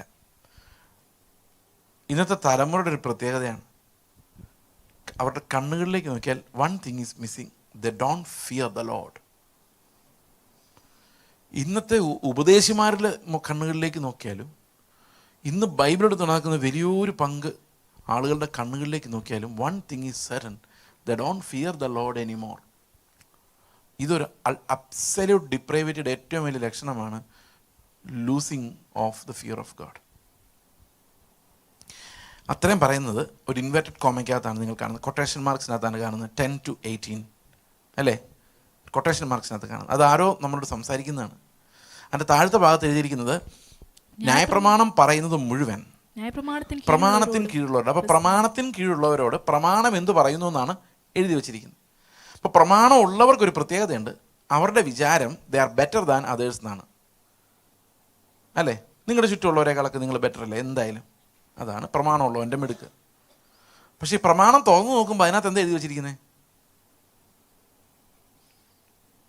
നീതിമാൻ ഒരുത്തനുമില്ല. അപ്പോൾ യഹൂദന്മാർക്ക് പറ്റിയതെന്ന് വെച്ച് കഴിഞ്ഞാൽ ചുറ്റും നോക്കിയപ്പോൾ എല്ലാം പാവികളാണെന്ന് അവർക്ക് മനസ്സിലായി.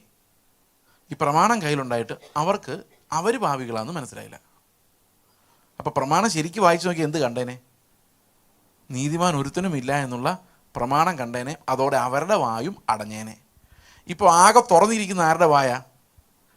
ഈ പ്രമാണം കയ്യിലുള്ളവൻ്റെ വായ. അല്ലാത്തവർക്കൊക്കെ ഒരു പാപികളാണെന്നറിയാം. പക്ഷെ പ്രമാണം കയ്യിലുള്ളവർക്ക് അവർ പാപികളാണെന്ന് അറിയാൻ മേല. അതെന്തുകൊണ്ട് അറിയാൻ വയ്യാതായതെന്നറിയോ? അടുത്ത വാക്യം വായിച്ചേ. അതുകൊണ്ട് ന്യായപ്രമാണത്തിന്റെ പ്രവൃത്തികളാൽ ഒരു ജഡവും അവന്റെ സന്നിധിയിൽ നീതീകരിക്കപ്പെടുകയില്ല. കാരണം ന്യായപ്രമാണം എന്താ പറയുന്നത്? ന്യായപ്രമാണത്താൽ പാപത്തിന്റെ ഇവിടെയാണ് ഒരു വലിയ ഈ വാക്യം മനസ്സിലാക്കുന്നവരാണ് വലിയ പരാജയം ക്രിസ്തീയ സഭയ്ക്ക് ഉണ്ടായിട്ടുള്ളത്. അവിടെ എഴുതിയിരിക്കുന്നത് ന്യായപ്രമാണത്തിൽ എന്താ വരുന്നെന്ന് നോക്കി? പാപത്തിന്റെ പരിജ്ഞാനം അത്രേ വരുന്നു. ഇത് നമ്മൾ ആകെ കേട്ടിരിക്കുന്ന ഹൈപ്പർ ഗ്രേസുകാർ പ്രസംഗിച്ചാണ് കേട്ടേക്കുന്നത്.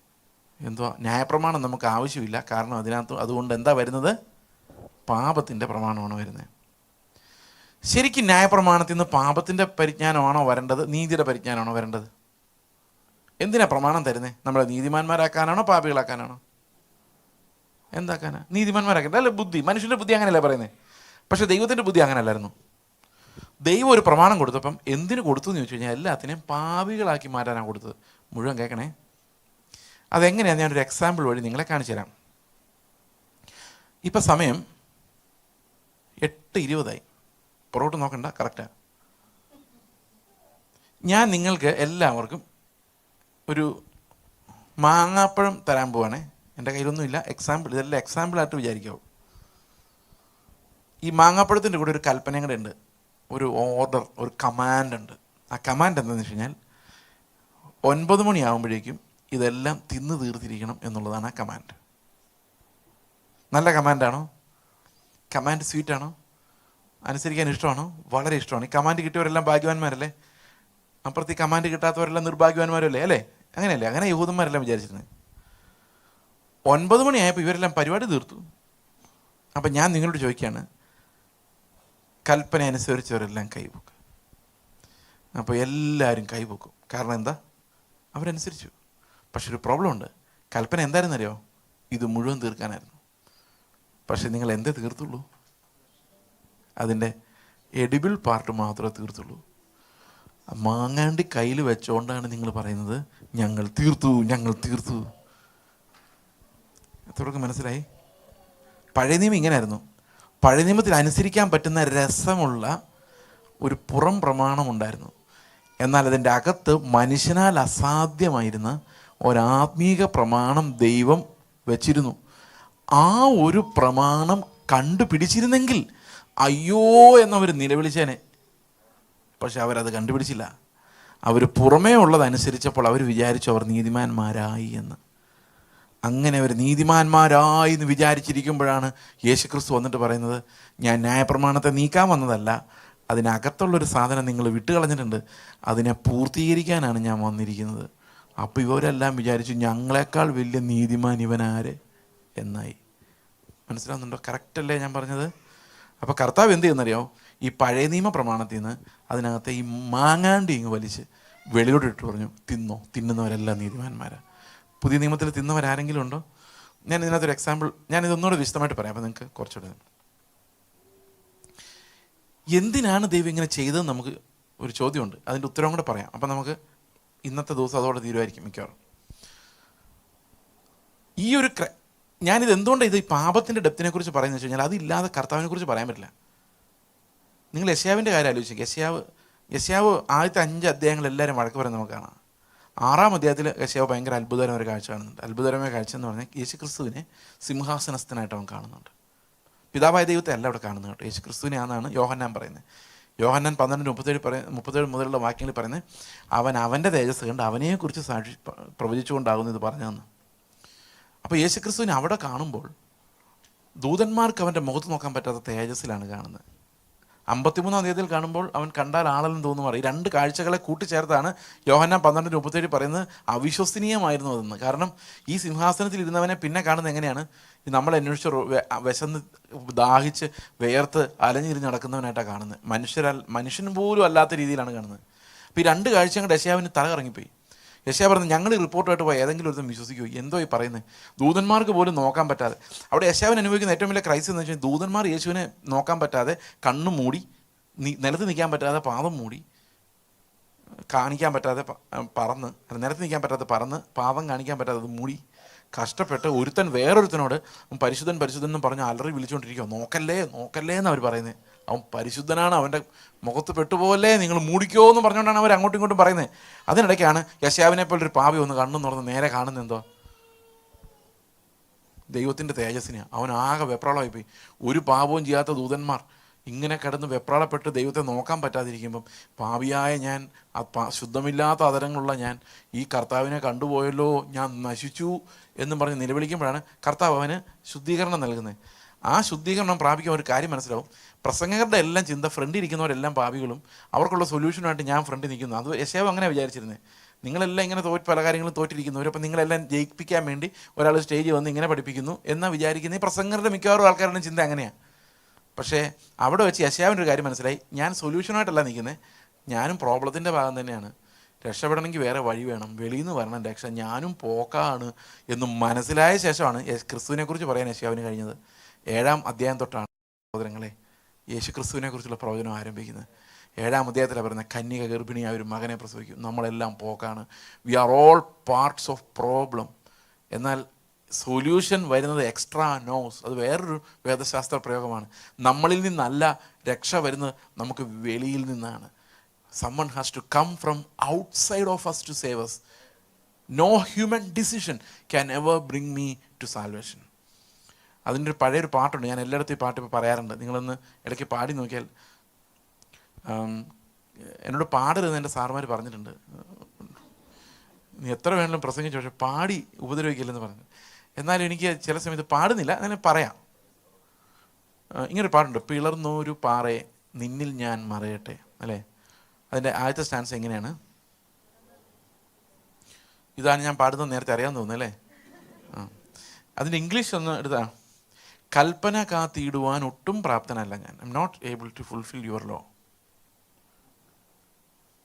എന്തൊക്കെ ചെയ്താലും വൈരാഗ്യമേറിയാൽ, അതിനകത്ത് ഇംഗ്ലീഷ് ചെയ്തിരിക്കുന്നത് could my zeal no respite no. ഒരു ക്ഷീണവും തോന്നാതെ ഞാൻ തീഷ്ണതയിൽ കുറയ്ക്കാതെ അധ്വാനിച്ചാലും, could my tears forever flow, ജീവിതകാലം മുഴുവൻ ഞാൻ എൻ്റെ കണ്ണുനീരിങ്ങനെ ഒഴുകിക്കൊണ്ടിരുന്നാലും, വന്നിടാ പാപനാശം. അതാണ് ഇതിൻ്റെ ക്ലൈമാക്സ്. I cannot. അപ്പോൾ അത് വെളിയിൽ നിന്ന് വരണം. ഓക്കെ, ഇത് 200 വർഷങ്ങൾക്ക് മുമ്പ് അഗസ്റ്റസ് ടോപ്ലാഡി എന്ന് പറഞ്ഞ ഒരു ഭക്തൻ, ഇംഗ്ലീഷുകാരൻ എഴുതിയ പാട്ടാണ്. ഇന്നിങ്ങനെയല്ല നമ്മൾ പാടുന്നത്. ഇന്ന് നമ്മൾ മതിലാടി കിടക്കും, ഓടിച്ചാടി നടക്കും, നമ്മുടെ വീട്ടിൽ ആഹാരം കുറയില്ല, നമ്മൾ അധ്വാനിക്കും, നമ്മൾ തന്നെ ആർക്കും കൊടുക്കാതെ തിന്നും, ഇങ്ങനെയൊക്കെയുള്ള പാട്ടുകളാണ് ഇന്ന് വരുന്നത്. അന്നത്തെ പോലെ എഴുതാൻ പോലും ഇന്ന് പറ്റില്ല, ഇന്ന് പേന പോലും അങ്ങനെ വളയല്ല. അന്നത്തെ പാട്ടുകളെല്ലാം ഒരു പ്രത്യാശയുടെ ഒരു സ്റ്റാൻസ പാടി അവസാനിപ്പിക്കുകയുള്ളൂ. ഇന്ന് അങ്ങനെ ചിന്തിക്കാൻ പോലും പറ്റില്ല, because we lost that hope. അതുകൊണ്ട് അതങ്ങനെ സംഭവിച്ചിരിക്കുന്നു. അപ്പോൾ പഴയ നിയമത്തിലെ എഡിബിൾ പാർട്ട് അവരെല്ലാം നീതിമാന്മാരാക്കിയ ഒരു ഭാഗമുണ്ട്. അതിനകത്ത് നമുക്ക് പറയുകയാണെങ്കിൽ, ഇപ്പോൾ ഉദാഹരണത്തിന്, നിൻ്റെ ദൈവമേ കർത്താവ് ഞാനാകുന്നു, ഞാനല്ലാതെ അന്യ ദൈവങ്ങൾ നിനക്കുണ്ടാകരുത്. ഈസിയാണ്, നമുക്ക് വേറെ ദൈവങ്ങളുടെ ഒന്നും ആവശ്യമില്ല. ഒരു വിഗ്രഹം ഉണ്ടാക്കരുത്, പടം വരയ്ക്കാൻ പോലും അറിയാൻ മേത്, ഞാൻ ഒരു വിഗ്രഹം ഉണ്ടാക്കാനൊന്നും പോകുന്നില്ല. 2, ദൈവത്തിൻ്റെ നാമം വൃഥാ എടുക്കരുത്. അതാണ് ഇത്തിരി ഒരു പ്രയാസം. കാരണം നമ്മൾ ചിലപ്പം പറഞ്ഞു പോകും, ദൈവം നിന്നോട് ചോദിക്കൂടാ, അതൊക്കെ ചുമ്മാ എടുക്കുന്നതാണ്. നിങ്ങൾ പറയുന്നിടത്തെല്ലാം ചോദിക്കാൻ നടക്കുന്ന ആളല്ല ദൈവം. മക്കളോടൊന്നും അങ്ങനെ പറയണ്ട. കാരണം ദൈവം നമ്മുടെ ചൊൽപ്പടിയിൽ ഒതുങ്ങുന്ന ഒരാളല്ല. നമ്മൾ ചിന്തിക്കുന്ന പോലല്ല ദൈവം ചിന്തിക്കുന്നതും. പിന്നെ ദൈവത്തിൻ്റെ നാം വെറുതെ എടുക്കുന്ന പ്രവാചകന്മാരാ, നാളെ നിന്നെ തണുപ്പുള്ള ദേശത്ത് കൊണ്ടുപോകുന്നൊക്കെ പറയുന്നത്. ദൈവത്തിൻ്റെ ആത്മാവെന്ന് പറയാതെ എൻ്റെ ആത്മാവ് കാണിക്കുന്ന ചിലർ പറയുന്നത്. അതുകൊണ്ട് വലിയ കുഴപ്പമില്ല. അവൻ്റെ നാമം വെറുതെ എടുക്കരുത്. 4, ശബത്ത് ദിവസത്തെ ശുദ്ധിയായി ആചരിക്കുക. എന്നാ ശബത്ത് ഏത് ദിവസമാണ്? ശരിക്കും എന്നായിരിക്കേണ്ടതായിരുന്നു? ശനിയാഴ്ച. നമ്മളെന്നാ ശബത്ത് വെച്ചേക്കുന്നത്? ഞായറാഴ്ച. പക്ഷെ ശബത്ത് ശരിക്കും വെള്ളിയാഴ്ചയാണെന്നാണ് ബൈബിൾ പറയുന്നത്. സംശയമുണ്ടോ? വായിച്ചിട്ടുണ്ടോ ബൈബിളിൽ? അങ്ങനെ ഉണ്ടോ? വായിക്കട്ടെ. ശബത്ത് വെള്ളിയാഴ്ച എന്ന് ബൈബിളിൽ എഴുതിയിട്ടുണ്ട്. നമുക്ക് നോക്കാം. ഉൽപ്പത്തി പുസ്തകം 1:26 അവസാനത്തെ വാക്യം ഒന്ന് വായിച്ചേ. ഉൽപ്പത്തി 1:26 അവസാനത്തെ വാക്യം. അനന്തരം ദൈവം നാം നമ്മുടെ സ്വരൂപത്തിൽ നമ്മുടെ സാദൃശ്യപ്രകാരം മനുഷ്യനെ ഉണ്ടാക്കുക. അവർ സമുദ്രത്തിലുള്ള മത്സ്യത്തിന്മേലും ആകാശത്തിലുള്ള പറവജാതിയിന്മേലും മൃഗങ്ങളിന്മേലും സർവ്വഭൂമിയിന്മേലും ഭൂമിയിലിഴയുന്ന എല്ലാം. ഓക്കെ, മതി. അപ്പം മനുഷ്യനെ ഉണ്ടാക്കിയത് 6-ാം ദിവസമായിരുന്നു അല്ലേ? അറിയാലോ, 5-ാം ദിവസമല്ലല്ലോ, 6-ാം ദിവസമല്ലേ? ഇനി എൻ്റെ അവസാനത്തെ വാക്യം വായിച്ചേ. താൻ ഉണ്ടാക്കിയതിനെയൊക്കെയും ദൈവം നോക്കി, അത് എത്രയും നല്ലതെന്ന് കണ്ടു. സന്ധ്യയായ ഉഷസ്സുമായി 6-ാം ദിവസം തീർന്നു. അപ്പോൾ 6 ദിവസം തീർന്നു. സൃഷ്ടിയുടെ കാര്യം പറഞ്ഞു, 6 ദിവസം തീർന്നു. ഇനി 2-ന്റെ 1 വായിച്ചു. ഇങ്ങനെ ആകാശവും ഭൂമിയും അവയിലുള്ള ചരാചരങ്ങളൊക്കെയും തികഞ്ഞു. താൻ ചെയ്ത പ്രവൃത്തിയൊക്കെയും ദൈവം തീർത്ത ശേഷം താൻ ചെയ്ത സകല പ്രവൃത്തിയിൽ നിന്നും 7-ാം ദിവസം നിവൃത്തനായി. 7-ാം ദിവസം നിവൃത്തനായി. ഓക്കെ, അപ്പോൾ 7-ാം ദിവസം തന്നെയല്ലേ ശബത്ത്? ഇനി ഈ സന്ധ്യ ഉഷസായ 7-ാം ദിവസം എവിടെ കിടക്കുന്നതെന്ന് നോക്കി, ഒന്ന് നോക്കി, നോക്കിയോ? എല്ലാവരും നോക്കിയോ? അങ്ങനൊന്നും ഇല്ല. അപ്പോൾ 7-ാം ദിവസം സന്ധ്യ ഉഷസും ആയിട്ടുണ്ടോ? ആ വാക്യം വെച്ച് നോക്കിയാൽ ചില മാത്രം നമുക്കങ്ങനെ പറയണമെന്ന് നിർബന്ധമില്ല. ആ വാക്യം അവിടെ എങ്ങും ഇല്ല. സന്ധ്യ വിശ്വസ 7-ാം ദിവസം ഒരു വാക്യം അവിടെ എങ്ങും ഇല്ല. അവിടെ ഒരു ഡോറ് തുറന്നു കിടപ്പുണ്ട്. അതെവിടെ പോയി എന്നറിയോ? 7-ാം ദിവസം എപ്പോഴാണ് തീർന്നേ? 7-ാം ദിവസം എപ്പോഴാണ് തീർന്നേ? എബ്രായ ലേഖനം 4-ാം അധ്യായം വായിച്ചേ, 1-ാം വാക്യം മുതൽ. പെട്ടെന്ന് വായിച്ചോ, നമുക്കിത് വിഷയമല്ല. ഒരു അവന്റെ സ്വസ്ഥതയിൽ പ്രവേശിക്കാനുള്ള അവന്റെ സ്വസ്ഥതയിൽ പ്രവേശിപ്പാൻ ഒരു വാഗ്ദത്വം ഇപ്പോഴും കിടപ്പുണ്ട്. ആ സ്വസ്ഥത ഏതാ? അടുത്ത വാക്യം. അവരെ പോലെ നാമും അവന്റെ സദ്വർത്തമാനം കേട്ടവരാകുന്നു.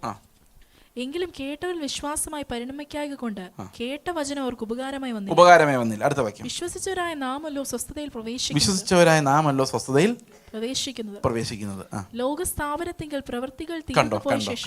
അപ്പൊ ഏത് സ്വസ്ഥതയാ? ലോകസ്ഥാപനത്തിങ്കൽ പ്രവൃത്തികൾ തീർന്നു പോയ ശേഷം അവരുടെ സ്വസ്ഥതയിൽ. അപ്പൊ സ്വസ്ഥത തുടങ്ങിയത് എപ്പോഴായിരുന്നു? ലോകസ്ഥാപനത്തിങ്കല. അപ്പൊ ഇവര് കേറില്ല എന്ന് കർത്താവ് പറഞ്ഞ എപ്പോഴാ? ആ സമയത്താ. അപ്പൊ സ്വസ്ഥത എപ്പോൾ തുടങ്ങി? അന്ന് തുടങ്ങിയതാ. ഇന്നും ആ വാതിൽ തുറന്നു കിടക്കുക. അടുത്ത വാക്യം. അവർ എന്റെ സ്വസ്ഥതയിൽ പ്രവേശിക്കലെന്ന് ഞാൻ എന്റെ കോപത്തിൽ സത്യം ചെയ്തു എന്ന് അരുളി ചെയ്തിരിക്കുന്നുവല്ലോ. 7-ാം നാളിൽ ദൈവം തന്റെ സകല പ്രവൃത്തികളിൽ നിന്ന് നിവൃത്തനായി എന്ന് 7-ാം നാളിനെ കുറിച്ച് ഒരിടത്ത് പറഞ്ഞിരിക്കുന്നു. അപ്പൊ നിവൃത്തനായ സ്വസ്ഥനായത് എന്നാ? അടുത്ത വാക്യം. എന്റെ സ്വസ്ഥതയിൽ അവർ പ്രവേശിക്കയില്ല എന്ന് അവിടെ പിന്നെയും. അപ്പൊ 7-ാം ദിവസം തീർന്നിട്ടുണ്ടോ? ഉണ്ടോ ഇല്ലയോ? തീർന്നിട്ടില്ല. അടുത്ത വാക്യം. എപ്പോ തീരുന്ന അവിടെ എഴുതിയിട്ടുണ്ട്. അതുകൊണ്ട് ചിലർ അതിൽ പ്രവേശിക്കുവാൻ ഏതിൽ ചേരുവാൻ? ഏത് സ്വസ്ഥതയിൽ? 7-ാം ദിവസത്തെ സ്വസ്ഥതയിൽ ഇനിയും ചില ആൾക്കാർ കയറാൻ ബാക്കിയുണ്ട് അല്ലേ? അടുത്ത വാക്യം. മുൻപേ സദ്വർത്തമാനം കേട്ടവർ അനുസരണക്കേട് നിമിത്തം പ്രവേശിക്കാതെ പോകയാലും ഇത്ര കാലത്തിന് ശേഷം ദാവീദ് മുഖാന്തരം ഇന്ന് അവന്റെ ശബ്ദം കേൾക്കുന്നുവെങ്കിൽ നിങ്ങളുടെ ഹൃദയം കഠിനമാക്കരുത് എന്ന് മുൻപേ പറഞ്ഞതുപോലെ ഇന്ന് എന്നൊരു ദിവസം പിന്നെയും നിശ്ചയിക്കുന്നു. അപ്പൊ എന്നാ ശബത്ത്? ഇന്നല്ലേ? നമുക്ക് ദൈവത്തിന്റെ സ്വസ്ഥതയിലേക്ക് കയറാൻ എന്നാ ദിവസം? ഇന്ന് എന്താഴ്ചയാ? വെള്ളിയാഴ്ച. അപ്പൊ ശബത്ത് എന്നാ? അപ്പൊ നാളെ രാവിലെ എഴുന്നേറ്റ് നോക്കിയാ ശനിയാഴ്ച. തിങ്കളാഴ്ച എഴുന്നേറ്റ് നോക്കിയാ എപ്പോഴെല്ലാം ഈ വചനം കേൾക്കുമ്പോൾ നമ്മുടെ ഹൃദയം ആർദ്രമാകുന്നോ, മാനസാന്തരം ഉണ്ടാകുന്നോ, ഹൃദയനുറുക്കം ഉണ്ടാകുന്നോ, അപ്പോൾ ദൈവമായുള്ള സ്വസ്ഥതയിലേക്ക് നമ്മൾ പ്രവേശിക്കും. അവിടെ താഴോട്ട് വായിക്കുമ്പോൾ എഴുതിയേക്കുന്നത് ദൈവത്തിൻ്റെ ജനത്തിന് അവനൊരു ശബത്ത് അനുഭവം വെച്ചിരിക്കുന്നു. അപ്പോൾ ആകെ എത്ര ദിവസമാണ് ദൈവം സൃഷ്ടിച്ചെന്നറിയോ? 7 ദിവസമുള്ളൂ. 7-ാം ദിവസം ഇങ്ങനെ കിടക്കുക. അപ്പോൾ ആദ്യത്തെ 6 ദിവസം എങ്ങനെ കിടന്ന് കാണുമായിരിക്കും? അറിയാൻ മേല. പക്ഷെ ഒരു കാര്യം അറിയാം, 7-ാം ദിവസം തീരുമ്പം കർത്താവ് പറയും സന്ധ്യയായി ഉഷസ്സായി 7-ാം ദിവസം. അതോടുകൂടി ഇതെല്ലാം തീരും. നമ്മൾ നിത്യതയിൽ കർത്താവിൻ്റെ കൂടെ ഇരിക്കുകയും ചെയ്യും. അപ്പോൾ 7-ാം ദിവസം തീരാതെ അതിൻ്റെ അവസാനത്തെ നാഴികയിലാണ് നമ്മൾ ഈ സന്ധ്യാസമയത്താണ് നിൽക്കുന്നത്. ഈ സന്ധ്യ കഴിഞ്ഞാൽ പിന്നെ ആർക്കും പ്രവർത്തിക്കാൻ പറ്റാത്തൊരു രാത്രിയാണ്. പിന്നെ സന്ധ്യയായി ഉഷസ്സായി. സന്ധ്യയായ പിന്നെ ഉഷസ്സാവുമോ? രാത്രി ഒന്നും സംഭവിക്കുന്നില്ല. ശ്രദ്ധിച്ചിട്ടുണ്ടോ നിങ്ങൾ? ആദ്യം തൊട്ടേ ആർക്കും പ്രവർത്തിക്കാൻ വയ്യാത്തൊരു രാത്രി മാത്രമേ ഇനി ബാക്കിയുള്ളൂ. സന്ധ്യ ആയി കഴിഞ്ഞാൽ പെട്ടെന്ന് നമുക്ക് എന്തായിക്കോളും? ഉഷസ്സായിക്കോളും. അപ്പോൾ ശബത്തിലേക്ക് അതിനു മുമ്പ് പ്രവേശിച്ചില്ലെങ്കിൽ നമുക്ക് എന്ത് സംഭവിക്കും? താഴെ എഴുതിയിട്ടുണ്ട്, നിങ്ങളാരും അനുസരണക്കേടിൻ്റെ സമദൃഷ്ടാന്തത്തിനൊത്തവണ്ണം വീഴാതിരിക്കേണ്ടതിന് നാം ആ സ്വസ്ഥതയിൽ പ്രവേശിക്കാൻ ഉത്സാഹിക്കുക. നിങ്ങൾ വിചാരിച്ചു കാണും ഓക്കെ. പക്ഷേ ഈ സ്വസ്ഥത എന്ന് പറയുന്നത് നിസ്സാര കാര്യമല്ല. അത് പ്രാപിക്കുക എന്ന് പറയുന്നത് ഒരു വലിയ പ്രോമിസ്, ഒരു വാഗ്ദത്തത്തിൻ്റെ നിറവേറലാണ്. നിങ്ങൾക്ക് ഒരു നിമിഷം കൊണ്ട് ആ സ്വസ്ഥതയിലേക്ക് കയറാൻ പറ്റില്ല. അത് മനുഷ്യ ബുദ്ധി അഴിച്ചു വെച്ച്, ചില പ്രസംഗം അങ്ങനെ പറയുന്നത് നിങ്ങൾ ബുദ്ധിയെ വിട്ടുകൊടുക്കുക, ബുദ്ധി ആ സാധനമല്ല ഞാൻ പറയുന്നത്. മനുഷ്യ ബുദ്ധി അഴിച്ചു വെച്ചിട്ട് അപ്പോസ്തലന്മാരുടെ ഉപദേശത്തിലേക്ക്, വചനത്തിലേക്ക്. ഞാൻ ഈ പ്രസംഗം പറഞ്ഞിട്ട് എപ്പോഴും പറയാറുണ്ട്, എന്നെ നിങ്ങൾ ശ്രദ്ധിക്കേ വേണ്ട. ഞാൻ ഈ പ്രസംഗിച്ച മുഴുവൻ റോമാലേഖനത്തിലാണ് ഇന്ന് പറഞ്ഞത്. നിങ്ങൾ വീട്ടിൽ പോയിരുന്ന റോമാലേഖനം വായിച്ചിട്ട് അത് വിശ്വസിച്ചാൽ മതി. ഞാൻ വെളിയിൽ നിന്ന് ഒരു കൊട്ടേഷനോ ഇതിൻ്റെ ഗ്രീക്ക് ഇതാണെന്നൊന്നും പറഞ്ഞിട്ടില്ല. ഒരു സാധാരണക്കാരൻ എങ്ങനെ റോമാലേഖനം വായിക്കണോ അങ്ങനെ വായിക്കുകയോ ചെയ്തിട്ടുള്ളൂ. അതുകൊണ്ട് വീട്ടിൽ പോയിരുന്ന റോമാലേഖനം ഇന്ന് തന്നെ വായിക്കാമെങ്കിൽ നമുക്ക് കൂടുതൽ പ്രയാസങ്ങളില്ലാതെ നമുക്കിത് മനസ്സിലാക്കാൻ പറ്റും. അപ്പം ഈ എബ്രായ ലേഖനം ഇതെല്ലാം കൂടെ ഒന്ന് വായിച്ചാൽ മതി. ഞാൻ ഈ വചനം അതുപോലെ പറയല്ലാതെ എൻ്റേതായി ഒന്നും കൊണ്ടുവന്നിട്ടില്ല. ഓക്കെ. അപ്പം മാങ്ങാപ്പഴത്തിൻ്റെ ഫ്രണ്ട് ഭാഗങ്ങളായി പറഞ്ഞുകൊണ്ടിരിക്കുന്നത്. ശനിയാഴ്ച ഒരു ദിവസം പോയി കർത്താവിൻ്റെ അടുത്തിരിക്കാന്ന് പറഞ്ഞാൽ ഈസി ആയിരുന്നു. അത് മാങ്ങാണ്ടിയുടെ വെളിയിലുള്ള പൾപ്പ് കഴിക്കുന്ന പോലെയാണ്. നമ്മൾ ഞായറാഴ്ച 3 മണിക്കൂർ കർത്താവിൻ്റെ അടുത്ത് ഇരുന്നിട്ട് പോകുന്ന ആ പൾപ്പ് കഴിക്കുന്നേ ഉള്ളൂ. സ്വസ്ഥത പ്രാപിക്കാൻ പറ്റുന്നില്ല. അത് ആന്തരികമായൊരു കാര്യമാണ്, അത് നടക്കുന്നില്ല. അപ്പോൾ പഴയ നിയമത്തിൽ എല്ലാ കൽപ്പനകളുടെ അകത്ത് എന്തുണ്ട്? ഒരു ആന്തരികമായ ഒരു കാര്യമുണ്ട്. അതൊരു മാങ്ങാണ്ടി പോലെയായിരുന്നു, സീഡായിരുന്നു. അത് കടിച്ചു തിന്നാനുള്ള കഴിവ് ഒരു മനുഷ്യനും ഇല്ല. ഓക്കെ. അപ്പോൾ എന്തിനാണ് നിയമം അങ്ങനെ കൊടുത്തത്? ഈ ആർക്കും അനുസരിക്കാൻ പറ്റാത്ത പ്രമാണം എന്തിനാണ് കൊടുത്തതെന്നറിയോ? എല്ലാവരെയും പാപികളെന്ന് പറയാൻ വേണ്ടിയാണ്. സകല വായും അടഞ്ഞ്, അങ്ങനെയല്ലേ നമ്മൾ വായിച്ചത് 19-ാം വാക്യത്തിൽ? അങ്ങനെ സകല വായും അടഞ്ഞ സകല ലോകവും ദൈവത്തിന്റെ സന്നിധിയിൽ ശിക്ഷായോഗ്യമായി തീരേണ്ടതിന് തന്നെ. 3:19. അപ്പം ലോകത്തിലെല്ലാവരും പാപികളാണെന്ന് സ്ഥാപിക്കേണ്ടിയിരുന്നു, അല്ലെങ്കിൽ കർത്താവിൻ്റെ ആവശ്യമില്ല. അതിന് കർത്താവ് എന്താ കൊടുത്തത്? പഴയ നിയമത്തിൽ തന്നെ ഒരു മാങ്ങാപ്പഴമാണ് കൊടുത്തത്. മനസ്സിലാവുന്നുണ്ടോ? ഇപ്പോൾ പഴം മാത്രം കണ്ടവന് ഒരിക്കലും ഹൃദയനുറുക്കം ഉണ്ടാകുന്നില്ല. എന്നാൽ അതിൻ്റെ മാങ്ങാണ്ടിയിൽ കഴിച്ചു നോക്കിയവനാണ്, ആ കൽപ്പന അങ്ങനെ കണ്ടവനാണ്, ഇത് ഫുൾ തീർക്കണം എന്ന് കണ്ടവനാണ് ശരിക്കും ഹൃദയ തകർച്ച ഉണ്ടാകുന്നത്. അയ്യോ, ഞാൻ പാപിയാണല്ലോ എന്ന് തോന്നുന്നു. മനസ്സിലാവുന്നുണ്ടോ ഞാൻ പറയുന്നത്? അതുകൊണ്ട് ദൈവം നമുക്ക് തന്ന കൽപ്പന നമ്മളെ പാപികളാക്കാൻ വേണ്ടിയാണ്. അതുകൊണ്ട് തന്നെ ഈ കൽപ്പന വളരെ പ്രധാനമാണ്. കാരണം പാപബോധം ഉണ്ടാകുന്നില്ലെങ്കിൽ, പാപത്തെക്കുറിച്ചുള്ള പരിജ്ഞാനം ഉണ്ടാകുന്നില്ലെങ്കിൽ നമുക്ക് രക്ഷകനെ ആവശ്യമുണ്ട് എന്ന് തോന്നുകയേയില്ല. ഞാൻ വിചാരിച്ചാൽ നന്നാകാവുന്നതേ ഉള്ളൂ എന്ന് ചിന്തിക്കുന്നവൻ പാപത്തിൻ്റെ അടിമയാണ്.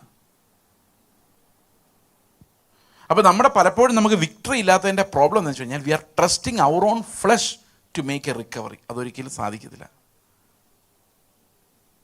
നമ്മൾ നമ്മുടെ തീരുമാനം നാളെ തൊട്ട് എന്ന് പറയുന്ന അതിനകത്ത് ഒരു പ്രസക്തിയുമില്ല. That will not happen. അതുകൊണ്ട് നിങ്ങൾ ആരും പരിശ്രമിക്കണ്ട, നടക്കില്ല. മറ്റവർക്ക് സന്തോഷമായി, നന്നാകാൻ നോക്കണ്ട, നന്നാവില്ല. ഈ സത്യം ഞാൻ ആദ്യം അങ്ങ് പറഞ്ഞേക്കുക. കാരണം ചില ഡോക്ടർമാർ പൊതിഞ്ഞു വെച്ചേ സംസാരിക്കുള്ളൂ. പക്ഷെ അപ്പോസ്തലൻ ഈസ് വെരി ഹാർഷ്. നന്നാകാൻ പറ്റില്ല. എത്ര ഡിസിഷൻ എടുത്താലും, പ്രാർത്ഥിച്ചാലും, ഉപവസിച്ചാലും, കണ്ണ് നിറഞ്ഞ് നിലവിളിച്ചാലും, ലോകം മുഴുവൻ ഉപേക്ഷിച്ച് ശരീരം മുഴുവൻ ചുടാൻ ഏൽപ്പിച്ചാലും നന്നാകാൻ പറ്റൂല. സമ്മതിച്ചോ? സമ്മതിക്കാൻ പറ്റുന്നുണ്ടോ ഇത്? ഇനി ഞാനത് തെളിയിച്ചു തരാം, അല്ലാതെ നടക്കില്ല. ദൈവം നമ്മുടെ പ്രവൃത്തികൾ വെച്ച് നമ്മളെ വിധിക്കുമായിരുന്നെങ്കിൽ അതിനകത്ത് ചില അപകടങ്ങളുണ്ടായിരുന്നു. ഒന്നാമത്തെ അപകടം എന്ന് പറയുന്നത്, ഇപ്പോൾ ഉദാഹരണത്തിന് ഞാൻ ഇങ്ങനെയൊക്കെ പെരുമാറാൻ പല കാരണങ്ങളുണ്ട്. ഒന്ന്, ഞാൻ വളർന്നു വന്ന അന്തരീക്ഷം, നമ്മുടെ ജീനുകൾ അല്ലേ. നമ്മൾ പലപ്പോഴും പറയത്തില്ലേ, ആ ജാതി അങ്ങനെ, കേട്ടിട്ടുണ്ടോ? എന്താ കാരണം? അവരുടെ ജീനുകൾ ശരിയല്ല എന്നായി പറഞ്ഞു വരുന്നത്. നമ്മുടെ ജീനുകളാണല്ലോ എല്ലാത്തിലും നല്ലത്. ഏത് ജാതി നോക്കിയാലും അവരവരുടെ ജീനാണ് ഏറ്റവും നല്ലത്. അപ്പോൾ അവരങ്ങനെയൊക്കെ മര്യാദയ്ക്ക് പെരുമാറാനുള്ള ഒരു കാരണം എന്താ? അവരുടെ ജീനുകളാണ്. പണ്ടൊരു ക്ലാസ്സിലൊരു പിള്ളേരെല്ലാം കൂടെ ഭയങ്കര വഴക്കാൻ, ഭയങ്കര ശല്യമാണ് ആ ക്ലാസ്. അങ്ങനെ അപ്പോൾ ഒരു സാറ് പഠിപ്പിക്കാൻ വേണ്ടി പോയി. അപ്പോൾ പുള്ളി കുറേ നേരം അവിടെ ഇരുന്നു. സാറ് വന്ന കാര്യം പോലും പിള്ളേർ നോട്ട് ചെയ്യുന്നില്ല. അവർ ഭയങ്കര ബഹളവും ഏറും പുസ്തകം എടുത്തെറിയുന്നു, ഭയങ്കര ബഹളം. അപ്പോൾ കുറേ നേരം കഴിഞ്ഞപ്പോൾ ഈ സാറ് എഴുന്നേറ്റ് നിന്ന് ബോർഡിലോട്ട് 2 അക്ഷരങ്ങൾ എഴുതി, HE. എന്നിട്ട് പുള്ളി വന്നിരുന്നു. ഇപ്പോൾ കുറേ കഴിഞ്ഞപ്പോൾ ഒരു പയ്യൻ എഴുന്നേറ്റ്, സാറ് എന്താ H, എന്താ E? ഇപ്പോൾ പുള്ളി പറഞ്ഞു, H എന്ന് പറഞ്ഞാൽ ഹെറിഡിറ്റി, നിൻ്റെയൊക്കെ പാരമ്പര്യം. അതുകൊണ്ട് ഞാൻ എന്ത് പറഞ്ഞാലും നീ നന്നാവാൻ പറ്റില്ല, കാരണം നിൻ്റെ പാരമ്പര്യം, നിൻ്റെ വല്യപ്പൂപ്പന്മാർ തന്നെ ശരിയല്ലെന്നായി പറഞ്ഞു വരുന്നത്. 2, എൻവയറൺമെൻറ്റ്, നീ വളർന്നു വന്ന അന്തരീക്ഷം. അതുകൊണ്ട് ഞാൻ ഒരു പ്രയോജനമില്ല, നിങ്ങൾ നന്നാവില്ല എന്ന് ആ ബോർഡിൽ എഴുതിയേക്കുന്നതെന്ന് പറഞ്ഞു. അപ്പോൾ ഇവർക്കൊരു കാര്യം മനസ്സിലായി, ഇനി എന്ത് വഴക്കുണ്ടാക്കിയാലും ഇയാൾ ചീത്ത പറയുന്നത് നമ്മളെ അല്ല, നമ്മുടെ അപ്പൂപ്പന്മാരെ തൊട്ടാണ്. അതൊരു സ്റ്റാൻഡേർഡ് ഫോം ഓഫ് സ്കോൾഡിങ്. അയാൾ പറഞ്ഞാൽ സത്യമാണ്. നിങ്ങൾ ഏറ്റവും നീതിമാനായ ഒരാളെ മനസ്സിൽ സങ്കല്പിച്ച് നോക്കിയാൽ നിങ്ങളാന്ന് വിചാരിച്ചോ? ഏറ്റവും മോശമായ ഒരാളെ സങ്കല്പിച്ചിട്ട് ഇങ്ങനെ ചിന്തിച്ച് നോക്കി, അയാൾ ജനിച്ച വീട്ടിൽ ഞാനും, ഞാൻ ജനിച്ച വീട്ടിൽ അയാളും ജീവിച്ചു. എനിക്ക് കിട്ടിയ എഡ്യൂക്കേഷൻ അയാൾക്കും, അയാൾക്ക് കിട്ടിയ എഡ്യൂക്കേഷൻ എനിക്കില്ല.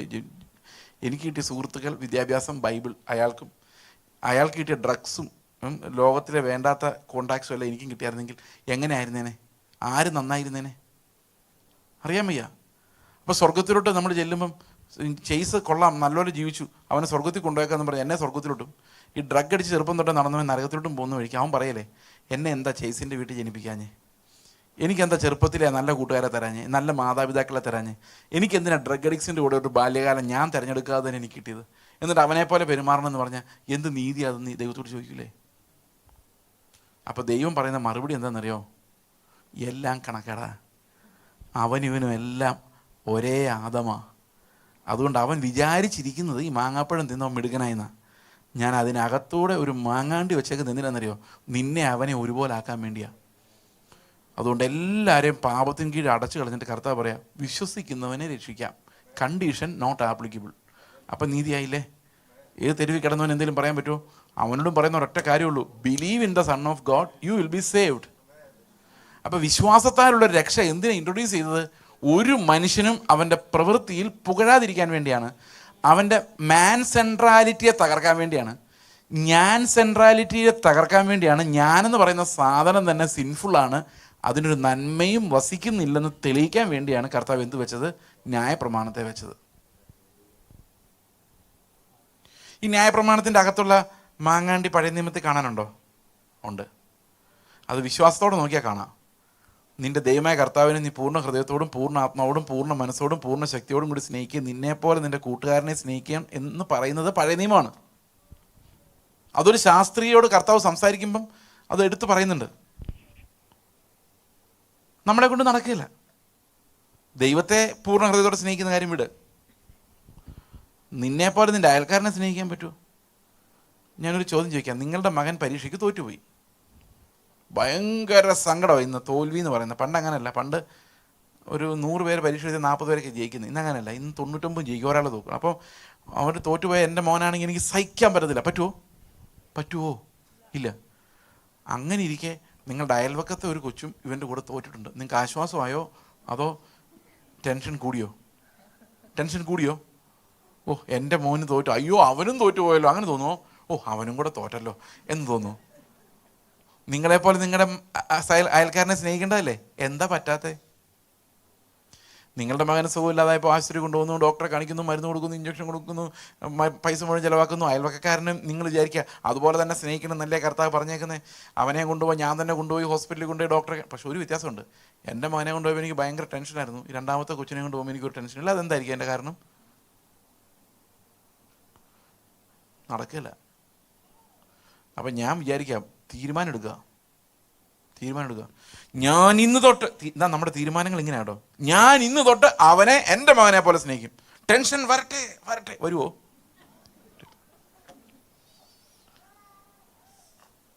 കർത്താവ് നമ്മളുടെ ഒരൊറ്റ കാര്യം ആവശ്യപ്പെട്ടിരിക്കുന്നത് പുതിയ നിയമത്തിൽ, ഞാൻ നിങ്ങളെ സ്നേഹിച്ച പോലെ നിങ്ങളും പരസ്പരം സ്നേഹിക്കുക. അതാണ് എൻ്റെ കൽപ്പന. അപ്പം പൗലോസ് പറയുന്നത് ഏത് ന്യായപ്രമാണത്തിൻ്റെ പ്രവൃത്തിയും സ്നേഹത്താൽ മാത്രമേ പൂർത്തീകരിക്കാൻ പറ്റുള്ളൂ. റോമാലേഖനം 13 പറയുന്നത് അത് അവിടെ ഇടാൻ, അതായി മാങ്ങാണ്ടി അതിടാൻ നമുക്ക് കഴിവില്ല. അതുകൊണ്ട് നമ്മൾ എന്ത് ചെയ്താലും നമുക്ക് ആ സ്നേഹം കൊണ്ട് അതിനെ പൂർത്തീകരിക്കാനുള്ള ഒരു മെക്കാനിസം നമ്മുടെ ശരീരത്തിലില്ല. മനസ്സിലാവുന്നുണ്ടോ ഞാൻ പറയുന്നത്? ശരിയാണോ? അത് പൗലോസ് എങ്ങനെ വിശദീകരിക്കുന്നറിയോ? ഞാനത് വിശദീകരിക്കാൻ വേണ്ടി ഒരു കഥ പറയാം. നമ്മൾ ചെറുപ്പത്തിൽ ഓറഞ്ച് കഴിക്കുന്ന കാലം ഓർമ്മയുണ്ടോ? അപ്പോൾ ഓറഞ്ച് കഴിക്കുമ്പം ഒരു ഉപദേശം അതിൻ്റെ കൂടെ കിട്ടാറുണ്ട്. എന്താ? നിൻ്റെ ഓറഞ്ചിൻ്റെ കുരു വയറ്റി പോയാൽ എന്ത് സംഭവിക്കും? അത് കിളിർത്ത് വയറ്റിനകത്ത് വേറൊരു ഓറഞ്ച് മരം ഉണ്ടാവും. കേട്ടിട്ടുണ്ടോ? അങ്ങനെ ഉണ്ടായിട്ടുണ്ടോ ആർക്കെങ്കിലും? അങ്ങനെ ഉണ്ടായ ആരെങ്കിലും കണ്ടിട്ടുണ്ടോ? ഉണ്ടോ? ഒരാളുള്ളൂ അങ്ങനെ ഉണ്ടായത്. ആദം ആ പഴം തിന്നു. അവൻ്റെ ഉള്ളിൽ പാവം എന്നൊരു മരം ഉണ്ടായി വന്നു. ഈ പാവം എന്ന മരത്തിൽ കായ്ക്കുന്ന ഫലങ്ങളാണ് നമ്മൾ പലപ്പോഴും പാവമായിട്ട് കാണുന്നത്. അസൂയ, കുശുമ്പ്, വഴക്കുണ്ടാക്കി, ദേഷ്യപ്പെട്ടു, ഇതൊക്കെ അതിൻ്റെ ഫലങ്ങളാണ്, മരമല്ല. അപ്പോൾ ഞായറാഴ്ച കർത്തൃമേശ എടുക്കാൻ നേരത്ത് പാസ്റ്റർ പറയും, ചർച്ചകളിൽ എല്ലാ ആഴ്ചയും കർത്തൃമേശ ഉണ്ടോ അതോ മാസത്തിലൊരിക്കൽ? എന്തായാലും ഈ മാസത്തിലൊരിക്കൽ കർത്തൃമേശ എടുക്കാൻ നേരത്ത് പാസ്റ്റർ പറയും, നിങ്ങൾ തന്നെത്താൻ ശോധന ചെയ്തിട്ടേ മക്കളെ ഇതിനകത്ത് എടുക്കാവുള്ളൂ, അല്ലെങ്കിൽ നിങ്ങൾ ചത്തുപോകും, അല്ലെങ്കിൽ രോഗം വരും, ഭയങ്കര പ്രയാസങ്ങളുണ്ടാവും, അതുകൊണ്ട് നിങ്ങൾ സൂക്ഷിക്കണം എന്ന് പറയുമ്പം ഓടിപ്പോയി ഫലമെല്ലാം പറിച്ചു കളയും. ഏതാ? അസൂയ, കുശുമ്പ്, വൈരാഗ്യം. കർത്താവ് എനിക്ക് അവനോട് ദേഷ്യമുണ്ട്, ക്ഷമിക്കണേ കരഞ്ഞ് നിലവിളിച്ച് നമ്മുടെ പഴമെല്ലാം പറിച്ചു കളഞ്ഞിട്ട് നമ്മളൊരു ഹാങ് ഓവറാണ്. ആ സമയത്ത് ഭയങ്കര ഉറപ്പാണ്, രക്ഷ ഉറപ്പാണ്, കർത്താവ് വന്നാൽ പോവും, ഒക്കെ ശരിയാണ്. പക്ഷേ ഇവിടെ കർത്തൃമേശ എടുക്കുമ്പോൾ നമ്മുടെ ഇന്ത്യയിൽ എടുത്തിട്ടില്ല. ഗൾഫിൽ 2-3 ദിവസം മുമ്പ് എടുത്തു. അമേരിക്കയിൽ നാളെ എടുക്കുള്ളൂ. അപ്പോൾ അങ്ങനെ ഒത്തിരി പ്രശ്നമുണ്ട്. അപ്പോൾ കർത്താവ് വരുമ്പോൾ എല്ലാവരെയും കൊണ്ടുപോകണമെങ്കിൽ ഒരു പ്രത്യേക ബാലൻസിൽ വരണം. അതെങ്ങനെയാണെന്ന് അറിയാൻ മേല. അപ്പോൾ ആ സമയത്ത് മാത്രമാണ് നമ്മൾ പ്രിപ്പയർഡ് ആയിട്ടിരിക്കുന്നത്. അപ്പോൾ അന്ന് ഈ കർത്തൃമേശയൊക്കെ എടുത്ത് ഉപവാസമൊക്കെ കഴിഞ്ഞ് വീട്ടിലോട്ട് ചെല്ലുന്ന വഴിക്ക് ഈ പിള്ളേർ ക്രിക്കറ്റ് കാണാൻ വേണ്ടി TV ഓൺ ചെയ്യുന്നു വെച്ചോ. അപ്പോൾ അമ്മ പറയുന്നൊരു സ്റ്റാൻഡേർഡ് ഡയലോഗ് ഞാൻ പല സ്ഥലത്ത് പറഞ്ഞിട്ടുണ്ട്. നിങ്ങളുടെ ഈ ഹാങ് ഓവർ എന്താണെന്ന് മനസ്സിലാക്കാൻ വേണ്ടിയാണ്. അപ്പോൾ അമ്മ പറയാം, ചർച്ചിൽ നിങ്ങൾ വന്നല്ലേ ഉള്ളൂ, ഇത്തിരി കഴിയട്ടെ. ഇതെന്താ എന്ന് പറഞ്ഞാൽ നമുക്ക് ഒരു 6 മണിയൊക്കെ ആയാലേ നമ്മൾ നോർമലാവുള്ളൂ. അതുവരെ നമ്മൾ ഈ പഴം പറിച്ച് കളഞ്ഞതിൻ്റെ ഒരു ഹാങ് ഓവറിലാണ്. 6-7 മണിയാകുമ്പോൾ നോർമലാവും. അമ്മ തന്നെ വന്ന് ഓപ്പൺ ചെയ്യും, no problem, now I am normal. ഇതാണ് ഞാൻ നോർമൽ. അതാ ബാക്കി കുറച്ചു നേരം മാത്രം നമ്മൾ പിടിച്ചു നിൽക്കുന്ന ഒരു ആർട്ടിഫിഷ്യൽ ആത്മീയതയിൽ ഉണ്ടാകുന്ന ഒരു ഹാങ് ഓവർ. ഇതിനകത്താണ് നമ്മൾ സ്വർഗത്തിൽ പോകുന്നൊക്കെ വിചാരിച്ചിരിക്കുന്നത്. നിങ്ങൾ ചിരിച്ചപ്പോൾ എനിക്കൊരു വിഷമം തോന്നി, നിങ്ങളിങ്ങനെയാണോ എന്നോർത്ത്. ഓക്കെ, അപ്പോൾ നമ്മുടെ പ്രശ്നം ഈ പഴം അല്ല, പഴം പ്രശ്നമാണ്. അതുകൊണ്ട് ഈ പുതിയ നിയമത്തിൽ നമ്മൾ അങ്ങനെയുള്ള മാനസാന്തരത്തെക്കുറിച്ചല്ല കാണുന്നത്. പഴം പറിച്ചു കളഞ്ഞുകൊണ്ടൊന്നും കാര്യമില്ല. നമ്മൾ എത്ര പഴം പറിച്ചു കളഞ്ഞാലും ഈ മരത്തിൽ നിന്ന് പിന്നെയും പഴങ്ങൾ ഉണ്ടായിക്കൊണ്ടേയിരിക്കും. മരം മുറിച്ച് കളഞ്ഞാലും മരം പിന്നെയും പൊട്ടിക്കിളിർക്കും. കാരണം മരം ഒരു മനുഷ്യൻ്റെ കൈ വെട്ടുന്ന പോലെയല്ല. മരത്തിന് ടോട്ടിപ്പൊട്ടൻസി എന്ന് പറഞ്ഞൊരു സ്വഭാവമുണ്ട്. അത് എവിടെ വെച്ച് കട്ട് ചെയ്താൽ അവിടെ നിന്ന് വളർന്നു വരും. എല്ലാ മരവും അല്ല കേട്ടോ. പക്ഷെ പാപത്തിൻ്റെ മരം അങ്ങനെയാണ്. എവിടെ കട്ട് ചെയ്താലും അതിനേക്കാൾ സ്ട്രോങ് ആയിട്ട് വളർന്നു വരും. എന്നൊരു സൽപ്രവൃത്തി ചെയ്തേക്കാന്ന് വിചാരിച്ചാലോ അതിനേക്കാൾ ഭയങ്കരമായിട്ട് ഒരു തിന്മ അതിൻ്റെ പുറകെ കൂടെ വരും. അതിനാണ് കൗണ്ടർ ഫോഴ്സ്. ഒരു കൗണ്ടർ ഫോഴ്സ് ഉണ്ട്. പൗലോസ് ആ കൗണ്ടർ ഫോഴ്സിനെയാണ് റോമാലേഖനം 7-ാം അധ്യായത്തിൽ എക്സ്പ്ലെയിൻ ചെയ്യുന്നത്. എന്താണ് ഈ കൗണ്ടർ ഫോഴ്സ് ഓഫ് സിൻ? റോമാലേഖനം 7:14 ഒന്ന് വായിച്ചേ. റോമാലേഖനം 7:14. ന്യായപ്രമാണം ആത്മീകമെന്ന് നാം അറിയുന്നു. ന്യായപ്രമാണം ആത്മീകമെന്ന് നാം അറിയുന്നുവല്ലോ. അത് നല്ലതാണ്. പക്ഷേ ഞാനോ ജഡമയൻ, പാപത്തിന് ദാസനായി വിൽക്കപ്പെട്ടവൻ. അപ്പൊ എൻ്റെ പ്രശ്നം എൻ്റെയാണ്. ഞാനാണ് പാപി. ഇനി നമുക്ക് അടുത്ത വാക്യം വായിക്കാം. ഞാൻ പ്രവർത്തിക്കുന്നത് ഞാൻ അറിയുന്നില്ല. അതാണ് പ്രശ്നം. ഞാൻ പ്രവർത്തിക്കുന്നത് എന്താണെന്ന് ഞാൻ അറിയുന്നില്ല. എൻ്റെ അറിവില്ല. നമ്മൾ പലപ്പോഴും അറിയാത്ത പാപങ്ങളെന്ന് പറയല്ലേ. അറിഞ്ഞു ചെയ്യുന്ന പാപങ്ങളാണോ അറിയാതെ ചെയ്യുന്ന പാപങ്ങളാണോ ഭീകരം? നമ്മൾ വിചാരിക്കും അറിഞ്ഞു ചെയ്യുന്ന പാപങ്ങളാണ് ഭീകരമെന്ന്. അറിഞ്ഞു ചെയ്യുന്ന പാപങ്ങൾ നാളെ ശ്രദ്ധിച്ചാൽ ചെയ്യാതിരിക്കാം. പക്ഷെ ഈ അറിയാതെ ചെയ്യുന്ന പാപങ്ങൾ നമ്മൾ എത്ര ശ്രദ്ധിച്ചാലും ചെയ്യാതിരിക്കാൻ പറ്റില്ല. പൗലോസ് പറയുന്ന ആ അറിയാതെ വരുന്ന പാപങ്ങൾ എന്നെ എങ്ങനെ അടിമയാക്കുന്നു എന്നാണ്. ഞാൻ അറിയുന്നില്ല. അടുത്ത വാക്യം. ഞാൻ ഇച്ഛിക്കുന്നതിനെയല്ല ഞാൻ ചെയ്യുന്നത്, ഞാൻ പകയ്ക്കുന്നതിനെയാണ് ഞാൻ ചെയ്യുന്നത്. അടുത്ത വാക്യം. ഞാൻ ഇച്ഛിക്കാത്തതിനെ ചെയ്യുന്നുവെങ്കിലോ, എനിക്ക് ഇഷ്ടമില്ലാത്തതിനെ ഞാൻ ചെയ്യുന്നുവെങ്കിലോ ന്യായപ്രമാണം നല്ലതെന്ന് ഞാൻ സമ്മതിക്കുന്നു. അപ്പം എൻ്റെ ഇച്ഛ ന്യായപ്രമാണത്തിൻ്റെ കൂടെയാണ്, ഞാൻ സമ്മതിക്കുന്നു, ദാറ്റ്സ് റൈറ്റ്. പക്ഷെ എൻ്റെ അവയവങ്ങളിൽ നിന്ന് അത് നടക്കുന്നില്ല. അടുത്ത വാക്യം. ആകയാൽ അതിനെ പ്രവർത്തിക്കുന്നത് ഞാനല്ല, എന്നിൽ വസിക്കുന്ന പാപം അത്രേ. ഞാനല്ലെന്ന്. ഇപ്പൊ പാപം ചെയ്യുന്ന ആരല്ലെന്നാ പറയുന്നത്? ഞാനേ അല്ലെന്നാ പൗലോസ് പറയുന്നത്. എൻ്റെ മാസ്റ്ററാണ് അത് ചെയ്യുന്നത്, ഞാനല്ല. എൻ്റെ യജമാനൻ എന്നെ കൊണ്ടത് ചെയ്യിപ്പിക്കുകയാണ്. I am not doing it, but he is doing it. What is that he? Who is that he? പാപം, എന്നിൽ വസിക്കുന്ന പാപം. 21-ാം വാക്യം തൊട്ട് വായിച്ചേ. അങ്ങനെ നന്മ ചെയ്യുവാൻ ഇച്ഛിക്കുന്ന ഞാൻ തിന്മ എന്റെ പക്കലുണ്ട് എന്നൊരു പ്രമാണം കാണുന്നു. അടുത്തത്. ഉള്ളം കൊണ്ട് ഞാൻ ദൈവത്തിന്റെ ന്യായപ്രമാണത്തിൽ രസിക്കുന്നു, എങ്കിലും എന്റെ ബുദ്ധിയുടെ പ്രമാണത്തെ പോരാടുന്ന വേറൊരു പ്രമാണം ഞാൻ എൻ്റെ അവയവങ്ങളിൽ കാണുന്നു. അപ്പൊ ഇതൊന്നും നമുക്കൊന്ന് നോക്കാം. എന്താണ് ഈ അവയവങ്ങളിൽ വരുന്ന പ്രമാണം? ഞാൻ നിങ്ങളോടൊരു ചോദ്യം ചോദിക്കട്ടെ. നിങ്ങളുടെ വീട്ടിൽ 2 ഭിക്ഷക്കാർ വന്നു. ഒരു ഭിക്ഷക്കാരന് നിങ്ങൾ 100 രൂപ കൊടുത്തു, മറ്റേ ഭിക്ഷക്കാരന് ഒന്നും കൊടുത്തില്ല. അത് രണ്ടുപേരും, ഈ വാങ്ങിച്ചുകൊണ്ട് പോയ 2 പേരും നിങ്ങളുടെ മുഖത്ത് നോക്കി ചീത്ത പറഞ്ഞു. ആര് ചീത്ത പറയുമ്പോഴാണ് നിങ്ങൾക്ക് കൂടുതൽ വിഷമം ഉണ്ടാകുന്നത്? നമ്മൾ 100 രൂപ കൊടുത്തവൻ ചീത്ത പറയുമ്പോഴല്ലേ വിഷമം ഉണ്ടാകുന്നത്. അതിന് കാരണം എന്താ? ഈ 100 രൂപ അങ്ങോട്ട് കൊടുക്കുമ്പം നമ്മുടെ അവയവങ്ങൾ നമ്മളറിയാതെ ഒരു ഡിമാൻഡ് വെച്ചിരുന്നു.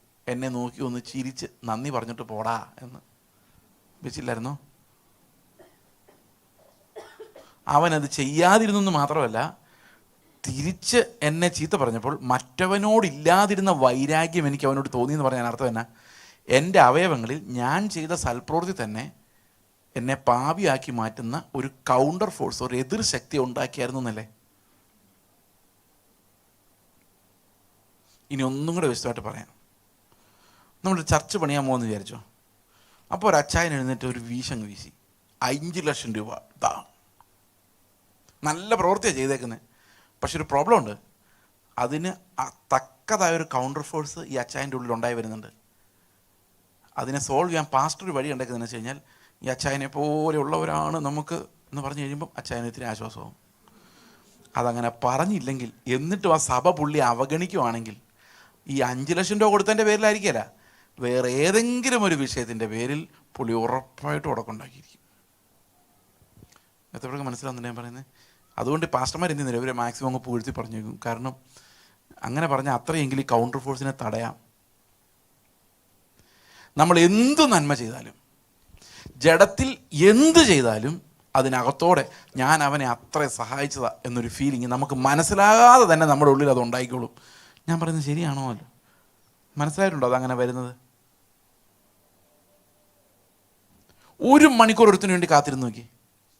അത്രയും ഫോഴ്സ്, നല്ല കാര്യം നിങ്ങൾ ചെയ്യുന്നത്, പക്ഷെ അത്രയും ഒരു എതിർശക്തി, അവനോട് വഴക്കുണ്ടാക്കാനുള്ളൊരു ശക്തി നമ്മുടെ ഉള്ളിൽ ഉണ്ടായിട്ടുണ്ട്. കിഡ്നി കൊടുത്തു നോക്കി, വേണ്ട. ഒരു ഗവൺമെൻറ് ജോലി വിട്ടിട്ട് സുവിശേഷത്തിലേക്ക് ഇറങ്ങി ജീവിതകാലം മുഴുവൻ അതിൻ്റെ പേരിൽ ബഹുമാനിക്കപ്പെടണം എന്ന് അവൻ്റെ ഉള്ളിൽ ആഗ്രഹിക്കും. ഒരു കിഡ്നി കൊടുത്തിട്ട് ആ കിഡ്നി മേടിച്ചവൻ നാളെ തിരിഞ്ഞ് നിന്ന് ചീത്ത പറഞ്ഞാൽ സഹിക്കാൻ പറ്റുമോ? കിഡ്നിയും പോയി. ഈ അമ്മമാരൊക്കെ പരാതി പറഞ്ഞു കേട്ടില്ലേ മക്കളോട്, നിന്നെയൊക്കെ 9 മാസം ചുമന്ന് ഞാൻ വളർത്തിയടാന്ന് പറയുന്നത് എന്താണെന്നറിയോ? അവൻ അതനുസരിച്ചുള്ള ബഹുമാനം തിരിച്ചു കൊടുത്തില്ലെങ്കിൽ കൗണ്ടർ ഫോഴ്സ്, ഇവനെ തല്ലിക്കൊല്ലാനുള്ള കൗണ്ടർ ഫോഴ്സ് ആളുടെ ഉള്ളിൽ ഉണ്ടായി വരുന്നുണ്ട്. ഇതൊക്കെ നമുക്ക് സഹിക്കാം. ഇവിടെ കുറേ പ്രവൃത്തികൾ ചെയ്തിട്ട് സ്വർഗത്തിലോട്ട് പോകുന്നവൻ്റെ കൗണ്ടർ ഫോഴ്സ് എന്തായിരിക്കും? അവൻ ദൈവത്തോട് എന്തായിരിക്കും പറയുന്നത്? ചില പെണ്ണുങ്ങൾ പറയത്തില്ല, ഞാൻ ചുമ്മാ വലിഞ്ഞേറി വന്നൊന്നുമല്ല, കുറേ കാശുമായിട്ടാണ് ഞാൻ വന്നേക്കുന്നത് എന്ന് പറയുന്നത് കേട്ടിട്ടില്ലേ? അതുപോലെ ദൈവത്തോട് ഒരുത്തം ചെന്ന് സ്വർഗത്തിൽ ചെന്ന് പറയുക, അവനും ഇവനും വന്ന പോലെ ഒന്നുമല്ല, ഞാൻ കുറേ നിനക്ക് വേണ്ടി അധ്വാനിച്ചിട്ട് വന്നേക്കെന്ന് പറഞ്ഞാലുള്ള അവസ്ഥ അവനെ സ്വർഗത്തിൽ കയറ്റാൻ പറ്റുമോ? Is full of that pride. അതിനാണ് അത് നമുക്ക് ഇല്ലാതാക്കാൻ പറ്റുകയില്ല നമ്മൾ വിചാരിച്ചാലും. കാരണം നമ്മുടെ ശരീരത്തിലെ ഹോർമോണുകൾ അത് ഉണ്ടാക്കിയിരിക്കും. നമ്മൾക്ക് ആഗ്രഹമുണ്ട് വഴക്കുണ്ടാക്കരുത്, ദേഷ്യം ഉണ്ടാക്കരുത് എന്നൊക്കെ. പക്ഷെ ദേഷ്യം ഉണ്ടായിക്കഴിഞ്ഞ് നമ്മൾ അറിയുന്നത് അയ്യോ അങ്ങനെ ഒരു ആഗ്രഹം ഉണ്ടായിരുന്നല്ലോ എന്ന്. കാരണം നമ്മുടെ പല പ്രവൃത്തികളെ നിയന്ത്രിക്കുന്ന നമ്മളല്ല. ഈ ജഡം എന്ന് പറയുന്ന സാധനത്തിന് 2 കമ്പണൻസ് ഉണ്ട്. ശ്രദ്ധിക്കണേ, എന്താണ് ജഡജീവിതം എന്ന് പറഞ്ഞാൽ 2 കമ്പണൻസ് ഉണ്ട്. ഒന്ന്, നമുക്ക് അറിയാവുന്ന ഒരു കമ്പണൻ്റ് ഉണ്ട്, ജഡത്തിൻ്റെ അവയവങ്ങളെ മരിപ്പിക്കുക എന്ന് പറയുമ്പം ആശ ഇങ്ങനെയുള്ള കാര്യങ്ങൾ നമുക്ക് കാണാൻ പറ്റുന്നുണ്ട്. പക്ഷെ അതിന് കാണാൻ പറ്റാത്ത ഒരു തലമുണ്ട്, നമ്മുടെ ശരീരത്തിലെ ഹോർമോണുകളാണ്, ഗ്രന്ഥികൾ. അതാണ് പൗലോസ് പറയുന്നത്, നമുക്കറിയാൻ പറ്റാത്ത, ഞാൻ പ്രവർത്തിക്കുന്നതെന്ന് അറിയാൻ പറ്റാത്ത പാപത്തിൻ്റെ റൂട്ട്, വേര് കിടക്കുന്നത് എൻ്റെ അവയവങ്ങളിലാണ്, ഗ്രന്ഥികളിലാണ്. അവിടെ ഉണ്ടാകുന്ന കെമിക്കലും ഹോർമോണുകളൊക്കെയാണ് എന്നെ ഇങ്ങനെ പെരുമാറ്റിപ്പിക്കുന്നത്. ഞാൻ എന്ത് ചെയ്യും?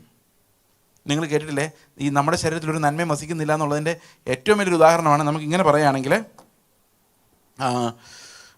നിങ്ങളിങ്ങനെ കേട്ടിട്ടില്ലേ, ഹോർമോൺ പ്രോബ്ലം ആണെന്ന് തോന്നുന്നു ബ്രദറെ, ഭയങ്കര ദേഷ്യം വരുമോ? കേട്ടിട്ടുണ്ടോ ഇത്?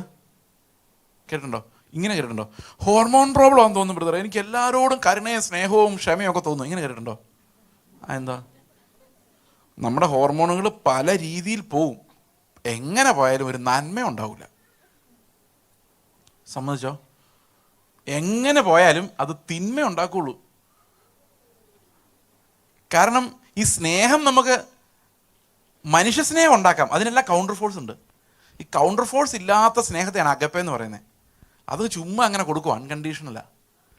ഈ അൺകണ്ടീഷണൽ ലവ് നമ്മുടെ ഹൃദയത്തിൽ വസിച്ചെങ്കിൽ മാത്രമേ നമുക്ക് അവൻ്റെ കൽപ്പനയെ പൂർത്തീകരിക്കാൻ പറ്റുള്ളൂ. ഒരു ഭിക്ഷക്കാരൻ വരുമ്പോൾ അവന് 10 രൂപ കൊടുക്കുന്നതല്ല ഒബീഡിയൻസ് ടു ദ കമാൻഡ്മെൻറ്റ്. എന്താണെന്നറിയോ? അവനെ യേശു എന്നെ സ്നേഹിച്ച പോലെ സ്നേഹിക്കുന്നതാണ്. അത് അകപ്പെ എൻ്റെ ഉള്ളിൽ വസിക്കാൻ നടക്കില്ല. That's why the song says I cannot fulfil your commandments.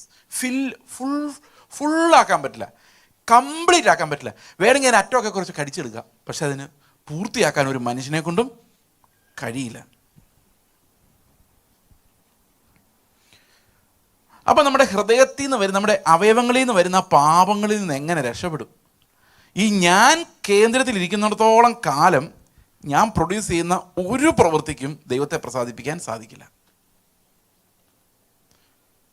പക്ഷേ ക്രിസ്തു അവിടെ വന്നെങ്കിൽ മാത്രമേ നമുക്ക് ഈ അകപ്പെ, അവിടെ ഒരു, നമ്മളെപ്പോഴും ഈ സ്നേഹത്തെ മനസ്സിലാക്കിയെങ്കിൽ മാത്രമേ ഈ പാപത്തിൽ നിന്ന് എങ്ങനെ വിടുതൽ പ്രാപിക്കുന്നവർ മനസ്സിലാകത്തുള്ളൂ. പിതാവ് എന്നെ സ്നേഹിച്ച പോലെ ഞാൻ നിങ്ങളെ സ്നേഹിച്ചിരിക്കും. പിതാവ് പുത്രനെ സ്നേഹിക്കുന്നതിനകത്ത് നമുക്ക് അൺകണ്ടീഷണൽ ലവ് ഒന്നും കാണാൻ പറ്റില്ല. ഞാൻ പലപ്പോഴും ആലോചിച്ചിട്ടുണ്ട്, എന്തിനാ കർത്താവേ ഈ ഡ്രാമ? കുറേ പേര് പാപം ചെയ്യുന്നു, അവർ രക്ഷിക്കാൻ വേണ്ടി യേശുക്രിസ്തു ഇറങ്ങി വരുന്നു, മരിക്കുന്നു. ഇവരെല്ലാം ദൈവം മുന്നമേ കണ്ടതാണ്. ആദവും ഹവ്വയും പാപം ചെയ്യുന്നു ദൈവത്തിന് മുമ്പേ അറിയാമായിരുന്നു. പിന്നെ എന്തിനാ ദൈവം ഇതെല്ലാം നീ ഇങ്ങനെ അനുവദിച്ചത് എന്ന് ചോദിച്ചു നോക്കി. എന്നെ മറുപടി കേൾക്കണോ? ദൈവം അവൻ്റെ മഹത്വത്തെ കാണിക്കാൻ വേണ്ടിയാണ്. ഈ മഹത്വം എങ്ങനെയാണ് കാണുന്നത്? പിതാവ് പുത്രനെ സ്നേഹിക്കുമ്പോൾ ആ മഹത്വം നമുക്ക് പൂർണ്ണമായിട്ടും കാണാൻ പറ്റില്ല. കാരണം എന്ന് വെച്ച് കഴിഞ്ഞാൽ അവിടെ അൺകണ്ടീഷണൽ ലവ് എങ്ങനെയാണ് ഓപ്പറേറ്റ് ചെയ്യുന്നത് അറിയാൻ പറ്റത്തില്ല. ദൈവം ആദമിനെ സ്നേഹിക്കുമ്പോഴും അത് കാണാൻ പറ്റില്ല. കാരണം ആദം ബലഹീനതകൾ ഇല്ലാതെ ഇരിക്കുന്ന സമയത്ത് അവൻ റിസീവ് ചെയ്യുന്ന സ്നേഹത്തിന്, ഈ ദൈവത്തിൻ്റെ സ്നേഹത്തിന് എത്ര ഇതളുകളുണ്ടെന്ന് അറിയാൻ പറ്റത്തില്ല. എന്നാൽ പാപിയും നശിച്ചവനും ശത്രുവുമായ എന്നെ ദൈവം സ്നേഹിക്കുമ്പോഴാണ് അവൻ്റെ അകപ്പെ എത്ര ഇതളുകളോടെയാണ് വിടർന്നു നിൽക്കുന്നതെന്ന് മനസ്സിലാകുന്നത്. അതുകൊണ്ട് ദൈവം തിരഞ്ഞെടുത്ത മുഴുവൻ നിലവിളിക്കുന്നവരെയും അലറിക്കരയുന്നവരെയുമാണ്, ഹൃദയം തകർന്നവരെയാണ്. അതെന്തുകൊണ്ടാണ് തിരഞ്ഞെടുത്തെന്ന് വെച്ച് കഴിഞ്ഞാൽ അവരിലാണ് ദൈവം അവൻ്റെ അകപ്പയുടെ ഫുൾനെസ് കാണിച്ചു തരുന്നത്. എന്നിൽ വെളിപ്പെട്ട ദൈവത്തിൻ്റെ സ്നേഹം, ആ സ്നേഹം അൺകണ്ടീഷണൽ ലവ്, ഞാൻ എങ്ങനെയുള്ള ആളാണെന്ന് നോക്കാതെ എന്നെ സ്നേഹിക്കുന്ന കർത്താവിൻ്റെ സ്നേഹം വെളിപ്പെടുത്താൻ ഏറ്റവും പാപിയായി എന്നെ പിടിക്കുന്നതായിരുന്നു ദൈവത്തിന് ഏറ്റവും നല്ലത്. കാരണം പ്രശംസിക്കുന്നവനെല്ലാം ദൈവത്തിൽ പ്രശംസിക്കാനും അവൻ്റെ സ്നേഹത്തെ വെളിപ്പെടുത്താനും അവൻ ആരാണെന്ന് വെളിപ്പെടുത്താൻ, അവൻ്റെ മഹത്വത്തെ വെളിപ്പെടുത്താനാണ് ഇങ്ങനൊരു രക്ഷ ഒരുക്കി വെച്ച് നമ്മളെ അതിലൂടെ കടത്തിവിട്ടത്. അതുകൊണ്ടാണ് നമ്മളവൻ്റെ മാനപാത്രങ്ങളിൽ നിന്നും തിരഞ്ഞെടുക്കപ്പെട്ടവരെന്നൊക്കെ പറയുന്നത്. ടു ഷോ ഹിസ് മെഴ്സി, കരുണാപാത്രങ്ങൾ, അവൻ്റെ കരുണ എത്ര ആഴമുള്ളതാണെന്ന് മനസ്സിലാക്കാൻ വേണ്ടിയാണ്. അപ്പം ഗലാത്യ ലേഖനം 3:21 പറയുന്നു, ജീവിപ്പിക്കാൻ കഴിയുന്ന ഒരു പ്രമാണം തന്നിരുന്നുവെങ്കിൽ ആ പ്രമാണം വാസ്തവമായി നീതിക്ക് ആധാരമാകുമായിരുന്നു. പക്ഷെ ജീവിപ്പിക്കാൻ കഴിയുന്ന ഒന്നല്ല ദൈവം തന്നത്. എന്ത് ചെയ്തു എന്ന് വായിച്ചു നോക്കി 21-22. എന്നാൽ ന്യായപ്രമാണം ദൈവവാഗ്ദത്തങ്ങൾക്ക് വിരോധമോ ഒരു നാളുമില്ല. ജീവിപ്പിക്കാൻ കഴിയുന്ന ഒരു ന്യായപ്രമാണം നൽകിയിരുന്നുവെങ്കിൽ ന്യായപ്രമാണം വാസ്തവമായി നീതിക്ക് ആധാരമാകുമായിരുന്നു. അടുത്ത വാക്യം, എങ്കിലും വിശ്വസിക്കുന്നവർക്ക് വാഗ്ദത്തം യേശുക്രിസ്തുവിലെ വിശ്വാസത്താൽ ലഭിക്കേണ്ടതിന് തിരുവെഴുത്ത് എല്ലാവരെയും പാപത്തിൻ കീഴെ അടച്ചു കളഞ്ഞു. എങ്ങനെ അടച്ചു കളയുന്നറിയോ? നിയമം വെച്ച്, ന്യായപ്രമാണം വെച്ച് എങ്ങനെ അടച്ചു കളഞ്ഞു? പാപത്തിന് കീഴെ അടച്ചു കളഞ്ഞു. അപ്പോൾ പാപികൾ നീതിമാന്മാർ ആരെങ്കിലും ഉണ്ടോ? ആരെങ്കിലും യേശുക്രിസ്തു ഇല്ലാതെ സ്വർഗത്തിൽ പോവോ? ആരും പോവില്ല. യേശുക്രിസ്തു ഇല്ലാതെ നമുക്ക് നന്നാവാൻ പറ്റുമോ? നമ്മുടെ തീരുമാനങ്ങൾ ജയിക്കുവോ? ജയിക്കൂല. We cannot. എവിടെയെല്ലാം ഒരു മനുഷ്യൻ സൽപ്രവൃത്തി കൊണ്ട് വരുന്നുണ്ടോ ബൈബിളിൽ, അവിടെയെല്ലാം കർത്താവ് അവനെ അടുത്ത ഈ മാങ്ങാണ്ടി കാണിച്ചു കൊടുക്കുന്നുണ്ട്.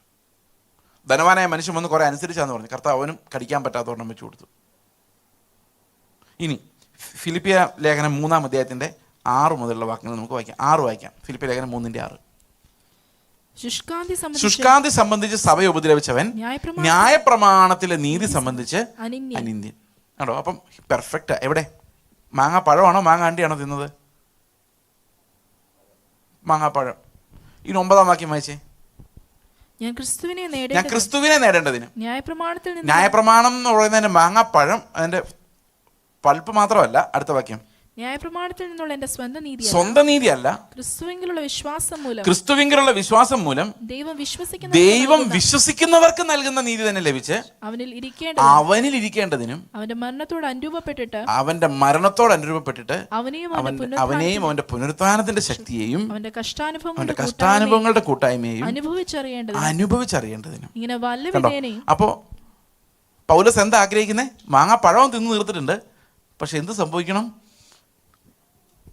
വിശ്വസിക്കുന്നവർക്ക് നൽകുന്ന ഒരു ഉന്നതമായ ദൈവനീതിയുണ്ട്. ആ നീതി ലഭിച്ചാലേ അവന് ക്രിസ്തുവിലിരിക്കുന്ന അനുഭവം ഉണ്ടാവുള്ളൂ. അവൻ ചെയ്യുന്ന പ്രവൃത്തികൾ പോരാ, ക്രിസ്തു അവനിലൂടെ ചെയ്യുന്ന പ്രവൃത്തികൾ കാണുമ്പോഴേ അവൻ ക്രിസ്തുവിലാണെന്നുള്ള ഉറപ്പ് അവന്, ആ ധൈര്യം അവന് ലഭിക്കുകയുള്ളൂ. മനസ്സിലാവുന്നുണ്ട് ഞാൻ പറയുന്നത്? അപ്പോൾ നമുക്ക് എങ്ങനെ രക്ഷപ്പെടാൻ പറ്റുന്നത്? അവൻ്റെ ജീവനാൽ മാത്രമാണ്. only by him there is no salvation in us. വിശ്വാസികളുടെ ഒരു പ്രോബ്ലം എന്ന് പറയുമോ, എത്ര നാൾ വിശ്വാസത്തിലിരുന്നാലും ഇതെല്ലാം കേട്ടാലും പിന്നെയും നമ്മൾ സെൽഫ് എഫേർട്ടിലോട്ട് നോക്കുകയുള്ളൂ. അങ്ങനെ നമ്മുടെ സ്വഭാവം. മനുഷ്യൻ അങ്ങനെയാണ്. അവനൊരു പ്രൈഡുണ്ട്. ആ പ്രൈഡ് കാരണം ദൈവവും അവന് ചുമ്മാ ഒന്നും കൊടുക്കുന്ന അവന് ഇഷ്ടമില്ല.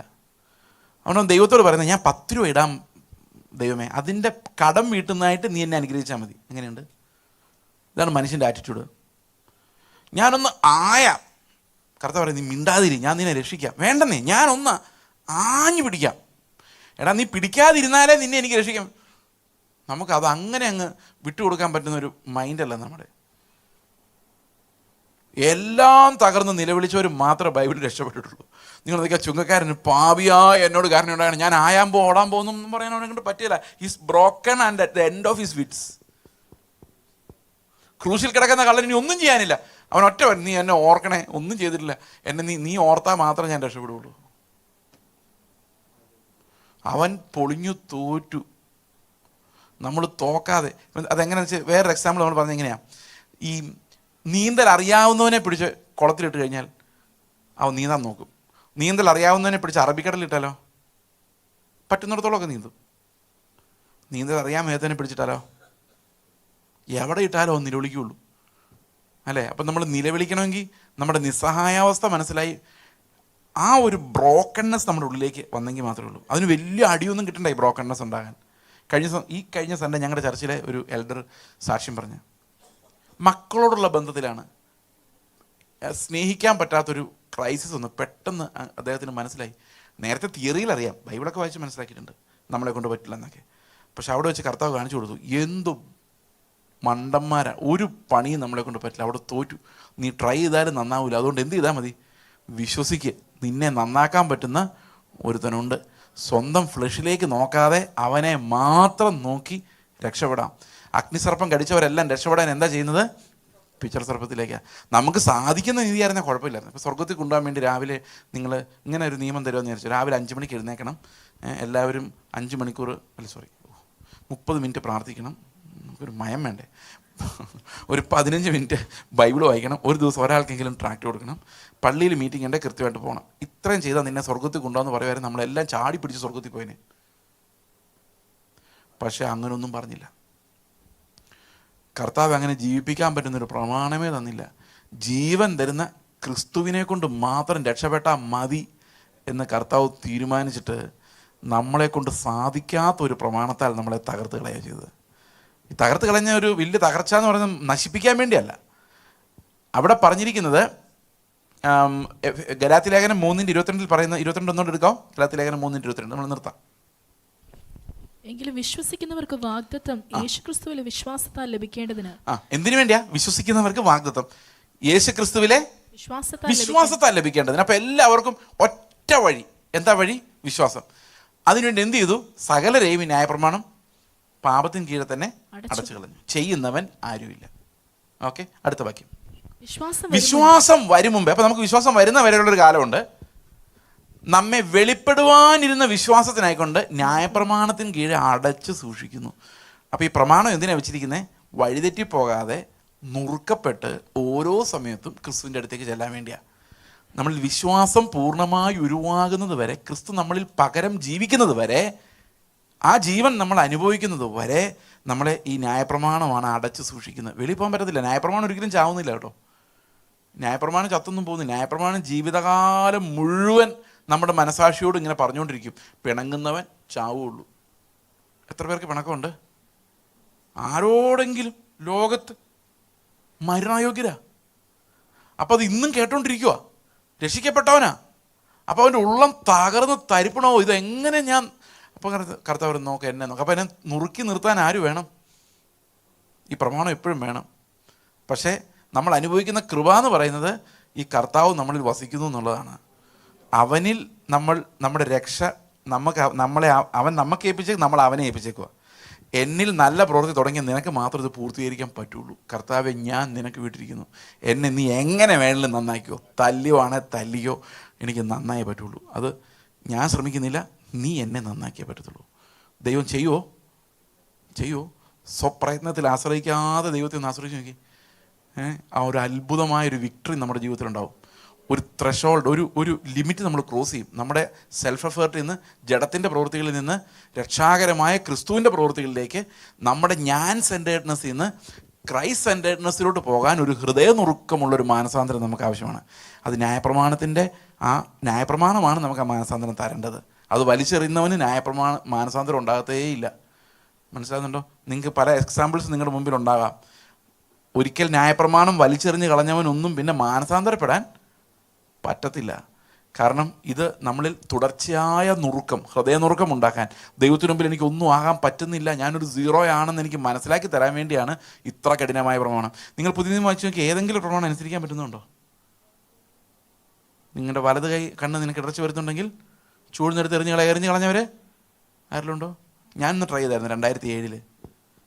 ഞാനൊരു ദിവസം ഇങ്ങനെ കർത്താവിൻ്റെ പറഞ്ഞു, എൻ്റെ കർത്താവ്, എൻ്റെ കണ്ണ് ഭയങ്കര പ്രശ്നമാണ്, ഇതൊന്ന് എടുത്ത് കളയണം, ഈ കളറൊന്നും കാണണ്ട, ഏത് ഷർട്ട് ഇട്ടേക്കെന്ന് നോക്കണ്ട, വീട്ടിലെ ടൈൽസ് എന്താണെന്ന് നോക്കണ്ട, ആകാശത്തൂടെ പോകുന്ന പക്ഷികളെ ഒന്നും നോക്കണ്ട, നമുക്ക് സ്വസ്ഥമായിട്ട് ഏതൊരു ഇയർഫോൺ വെച്ച് ബൈബിൾ വചനം വെച്ച് ധ്യാനിച്ചിരിക്കും. ഇങ്ങനെയൊക്കെ പറയാൻ നല്ല രസമാണ്. 2 ദിവസം കഴിഞ്ഞപ്പോൾ നല്ല കണ്ണുവേദന, തലവേദന. ഞാൻ ഹോസ്പിറ്റലിൽ പോയി നോക്കിയപ്പം ഡോക്ടർ പറയാം ഗ്ലൂക്കോമയാണ്, കണ്ണിൻ്റെ കാഴ്ച പോയിക്കൊണ്ടിരിക്കുകയാണ്. ഞാൻ കർത്താവിനോട് പറഞ്ഞു, എൻ്റെ കർത്താവേ, എനിക്ക് ഇടർച്ച വന്നാൽ ഞാൻ എങ്ങനെയെങ്കിലും മാനേജ് ചെയ്തോളാം, എൻ്റെ കണ്ണ് നീ എനിക്ക് തിരിച്ചു തന്നാൽ മതി എന്ന് പറഞ്ഞു. 12 വർഷമായി കണ്ണ് ഇപ്പോഴും അതുപോലെ തന്നെയുണ്ട്. പറ്റുകയില്ല. തക്ക സമയത്ത് നമ്മൾ പെടച്ച് രക്ഷപ്പെടും. അന്ന് എനിക്ക് മനസ്സിലായത് ഈ കണ്ണെടുത്ത് കളയുക, കൈയെടുത്ത് വെട്ടിക്കളയുക എന്നൊക്കെ പറയുന്നത് നടക്കുന്ന കാര്യമല്ല. പുതിയ നിയമം ഞാൻ അരിച്ചു പറക്കി നോക്കിയിട്ട് നമ്മൾ ആകെ അനുസരിച്ചിരിക്കുന്നത് സ്നാനമാണ്. അതിനകത്ത് നിങ്ങളുടെ വീട്ടിൽ അത്താഴം മുത്താഴം നടക്കുമ്പോൾ വഴിയിരിക്കുന്ന ഭിക്ഷക്കാരെ, മുടന്തരെ കുരുടരെ വിളിക്കുക. എത്ര പേര് വിളിച്ചിട്ടുണ്ടെന്ന്. പിന്നെ നിങ്ങളുടെ പുതപ്പൊരുത്തിന് എടുത്തുകൊണ്ട് പോയാൽ ഉടുപ്പും കൂടെ കൊടുക്കുക. അത് ഇന്ന് കാലത്ത് ഉടുപ്പും പുതപ്പും ഇഷ്ടം പോലെ കാണുമായിരിക്കും. പക്ഷേ നിങ്ങളുടെ മൊബൈൽ ഫോൺ എടുത്തുകൊണ്ട് പോകുന്നതിന് ഇതാ ചാർജർ, ഇതും കൂടെ കൊണ്ടുപോകുമെന്ന് പറയുക. നിങ്ങളുടെ കാറ് കള്ളത്താക്കോലിട്ട് തുറക്കുന്നവന് അത് ഒറിജിനൽ ഇന്ന് അത് കേടാക്കണ്ട, എന്താ ഇതിൻ്റെ ഡോക്യുമെൻറ്റ്സ് എല്ലാം കൂടെ കൊണ്ടുപോകും. പറഞ്ഞിട്ടുള്ളവരാരെങ്കിലും ഉണ്ടോ? ഇതൊക്കെ കർത്താവ് പറഞ്ഞേക്കുന്നത്. ഇതൊന്നും അനുസരിക്കാതെ നമ്മൾ എങ്ങനെ നീതിമാന്മാർ? എൻ്റെ പ്രിയ സഹോദരങ്ങളെ, അവൻ നമ്മളിൽ വസിച്ചിട്ടല്ലാതെ നമുക്ക് അവൻ്റെ കൽപ്പനകളെ പൂർത്തീകരിക്കാൻ പറ്റത്തില്ല. ഈ കൽപ്പനകളെ നമ്മൾ പൂർത്തീകരിക്കും. നമ്മുടെ ശരീരത്തിലല്ല, നമ്മുടെ വിശ്വാസത്തിൽ ഇത് പൂർത്തീകരിക്കുവാൻ കഴിയും. അത് കഴിയുന്നത് കൊണ്ട് തന്നെയാണ് ക്രിസ്തുവിനെ നമുക്ക് പകരമായി അവൻ നിർത്തിയത്. കാൽവരി ക്രൂശിൽ മാത്രമല്ല, നമ്മുടെ ജീവിതത്തിൻ്റെ ഓരോ മിനിറ്റിലും ഈ ക്രിസ്തു നമുക്ക് പകരക്കാരനായി നിന്ന് ഇത് പൂർത്തീകരിക്കാൻ കഴിയുന്നവനാണ്. അവനിത് കഴിയുമെന്ന് വിശ്വസിക്കുന്നുണ്ടോ? നിങ്ങൾക്കിത് കഴിയുമെന്ന് വിശ്വസിക്കുന്നുണ്ടോ? ഒന്നുകൂടെ ശ്രദ്ധിച്ച്, നമ്മുടെ പ്രസംഗം ഇതാ തീർന്നു. ഈ പറയുന്ന കൽപ്പനകൾ ഏതെങ്കിലും നിങ്ങൾക്ക് കഴിയുമെന്ന് വിശ്വസിക്കുന്നുണ്ടോ? ഉണ്ടോ ഇല്ലയോ? Yes or no? യെസ് എന്ന് പറഞ്ഞാൽ ഉടനെ ഞാൻ ചോദിക്കും എന്തെങ്കിലുമൊക്കെ. കർത്താവിന് കഴിയുമെന്ന് വിചാരിക്കുന്നുണ്ടോ? അപ്പം നമുക്ക് ആരെ മാത്രമേ ഇക്കാര്യത്തിൽ വിശ്വസിക്കാൻ പറ്റുള്ളൂ? കർത്താവിനെ മാത്രമേ വിശ്വസിക്കാൻ പറ്റുള്ളൂ. അവൻ എന്നെ വിളിച്ചപ്പോൾ തന്നെ ഞാൻ അന്തം വിട്ട് നിൽക്കുക. എന്നെപ്പോലെ ഒരുത്തിനെയും കൊണ്ട് നീ എന്നാ ചെയ്യാൻ? പക്ഷെ അത് കഴിഞ്ഞ് ആ ദൈവത്തിൻ്റെ നീതി ഇങ്ങനെ മുമ്പ് എനിക്ക് കൂടുതൽ അമ്പരപ്പാ. ഇതൊക്കെ ഞാൻ ചെയ്യുമോ? അപ്പോൾ കർത്താവ്, നീ മിണ്ടാതിരിടാ, ഞാൻ ചെയ്തോളാം. അവൻ എവിടെ ഉണ്ട്? അവൻ എൻ്റെ ഉള്ളിലുണ്ട്.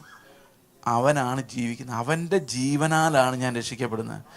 ആ ജീവനിലേക്ക് വരാതെ നമുക്ക് ആ സ്വാതന്ത്ര്യം അനുഭവിക്കാൻ പറ്റില്ല. അവൻ്റെ കയ്യിലൊരു കുഞ്ഞായിട്ടിരിക്കുന്നു, എന്തോ ഒരു സന്തോഷമാണ്. He will fulfil every promise that he has made. One day I will be like him. ഒരു ദിവസം ഞാൻ അവനെ പോലെ അവൻ്റെ മുമ്പിൽ നിൽക്കും. അങ്ങനെ അവൻ നിർത്തും. അങ്ങനെ നിർത്താൻ അവന് കഴിയുന്നവനായതുകൊണ്ടാണ് അവൻ എന്നെ വിളിച്ചേക്കുന്നത്. So my faith is not on my ability or on my bhakti or my piety or anything. I believe in the ability of my Lord, my Christ and in his righteousness. എൻ്റെ ഫെയ്ത്ത് എൻ്റെ കഴിവിലല്ല, ഞാൻ നാളെ ഇത് ചെയ്യുന്നുള്ളതിലല്ല, നാളെ എനിക്ക് ദൈവം കാശ് കൊണ്ടു തരുമെന്നുള്ളതിലുമല്ല. എൻ്റെ ഫെയ്ത്ത് എന്നെ ക്രിസ്തുവിനെ പോലെ ആക്കാൻ കഴിവുള്ളവനാണ് എന്നെ വിളിച്ചിരിക്കുന്നത്. അവനത് അന്ത്യ ദിവസം വരെയും പൂർത്തീകരിക്കാൻ കഴിയുന്നവനാണ്. നമ്മൾ അങ്ങനെ നമ്മളെ ഉപേക്ഷിക്കാത്തത് കൊണ്ടാണ് നമുക്ക് ക്രിസ്തുവിൻ്റെ പങ്കാളിത്തത്തിലേക്ക് പോകാൻ പറ്റാത്തത്. കർത്താവ് പറഞ്ഞു, തന്നെത്താൻ ത്യജിച്ച് വിട്ടുകളഞ്ഞ് ക്രൂശുമെടുത്ത് എൻ്റെ പിന്നാലെ വരാത്ത ഒരുത്തനും എൻ്റെ ശിഷ്യനായിരിക്കുവാൻ കഴിയത്തില്ല. നമുക്ക് പ്രാർത്ഥിക്കാം. ഞങ്ങളുടെ സ്വർഗസ്ഥ പിതാവേ, ഞങ്ങളെ വിട്ടുകളയുക എന്ന് പറയുന്നത് എത്രയോ ദുഷ്കരം, ഞങ്ങളത് അസാധ്യമാണ് കർത്താവ്. എന്നാൽ ഞങ്ങളിൽ ആ പണി അവിടുന്ന് ആരംഭിച്ചിട്ടുണ്ട്. അത് അന്ത്യം വരെയും അവിടുന്ന് തികച്ച് അങ്ങയെപ്പോലെ ഞങ്ങളെ വിശുദ്ധീകരിച്ച് അങ്ങയുടെ മുമ്പിൽ നിർത്തുന്ന ഒരു ദിവസമുണ്ട് കർത്താവെ. ഞങ്ങൾ ആ ദിവസത്തെ പ്രത്യാശയോടെ നോക്കുന്നു, അങ്ങയുടെ പ്രവൃത്തികളിലേക്ക് നോക്കുന്നു കർത്താവെ, അങ്ങയുടെ നീതിയിലേക്ക് മാത്രം നോക്കുന്നു. ഞങ്ങളുടെ ജഡത്തിന് കഴിയുന്ന നീതിയല്ല കർത്താവെ, അങ്ങ് ഞങ്ങളിലൂടെ പൂർത്തിയാക്കുന്ന ദൈവത്തിൻ്റെ നീതിയുടെ കഠിനമായ ഭാഗങ്ങൾ കർത്താവെ, അതിനെ സ്നേഹിക്കുവാൻ, ആ നീതിക്ക് വേണ്ടി വിശന്ന് ദാഹിക്കുവാൻ, പരാക്രമത്തോടെ ബലാത്കാരികൾ ബലമായി അതിനെ പിടിച്ചെടുക്കുന്ന പോലെ അതിൻ്റെ പിന്നാലെ ചെല്ലുവാൻ, വിശ്വാസത്താൽ കർത്താവെ ഞങ്ങളുടെ പിന്നാലെ നടക്കുവാൻ ഞങ്ങളെ സഹായിക്കണമേ. അവിടുത്തെ സന്നിധിയിൽ ഞങ്ങളെ തന്നെ ഏൽപ്പിക്കുന്നു കർത്താവായ യേശു ക്രിസ്തുവിൻ്റെ നാമത്തിൽ തന്നെ. ആമേൻ.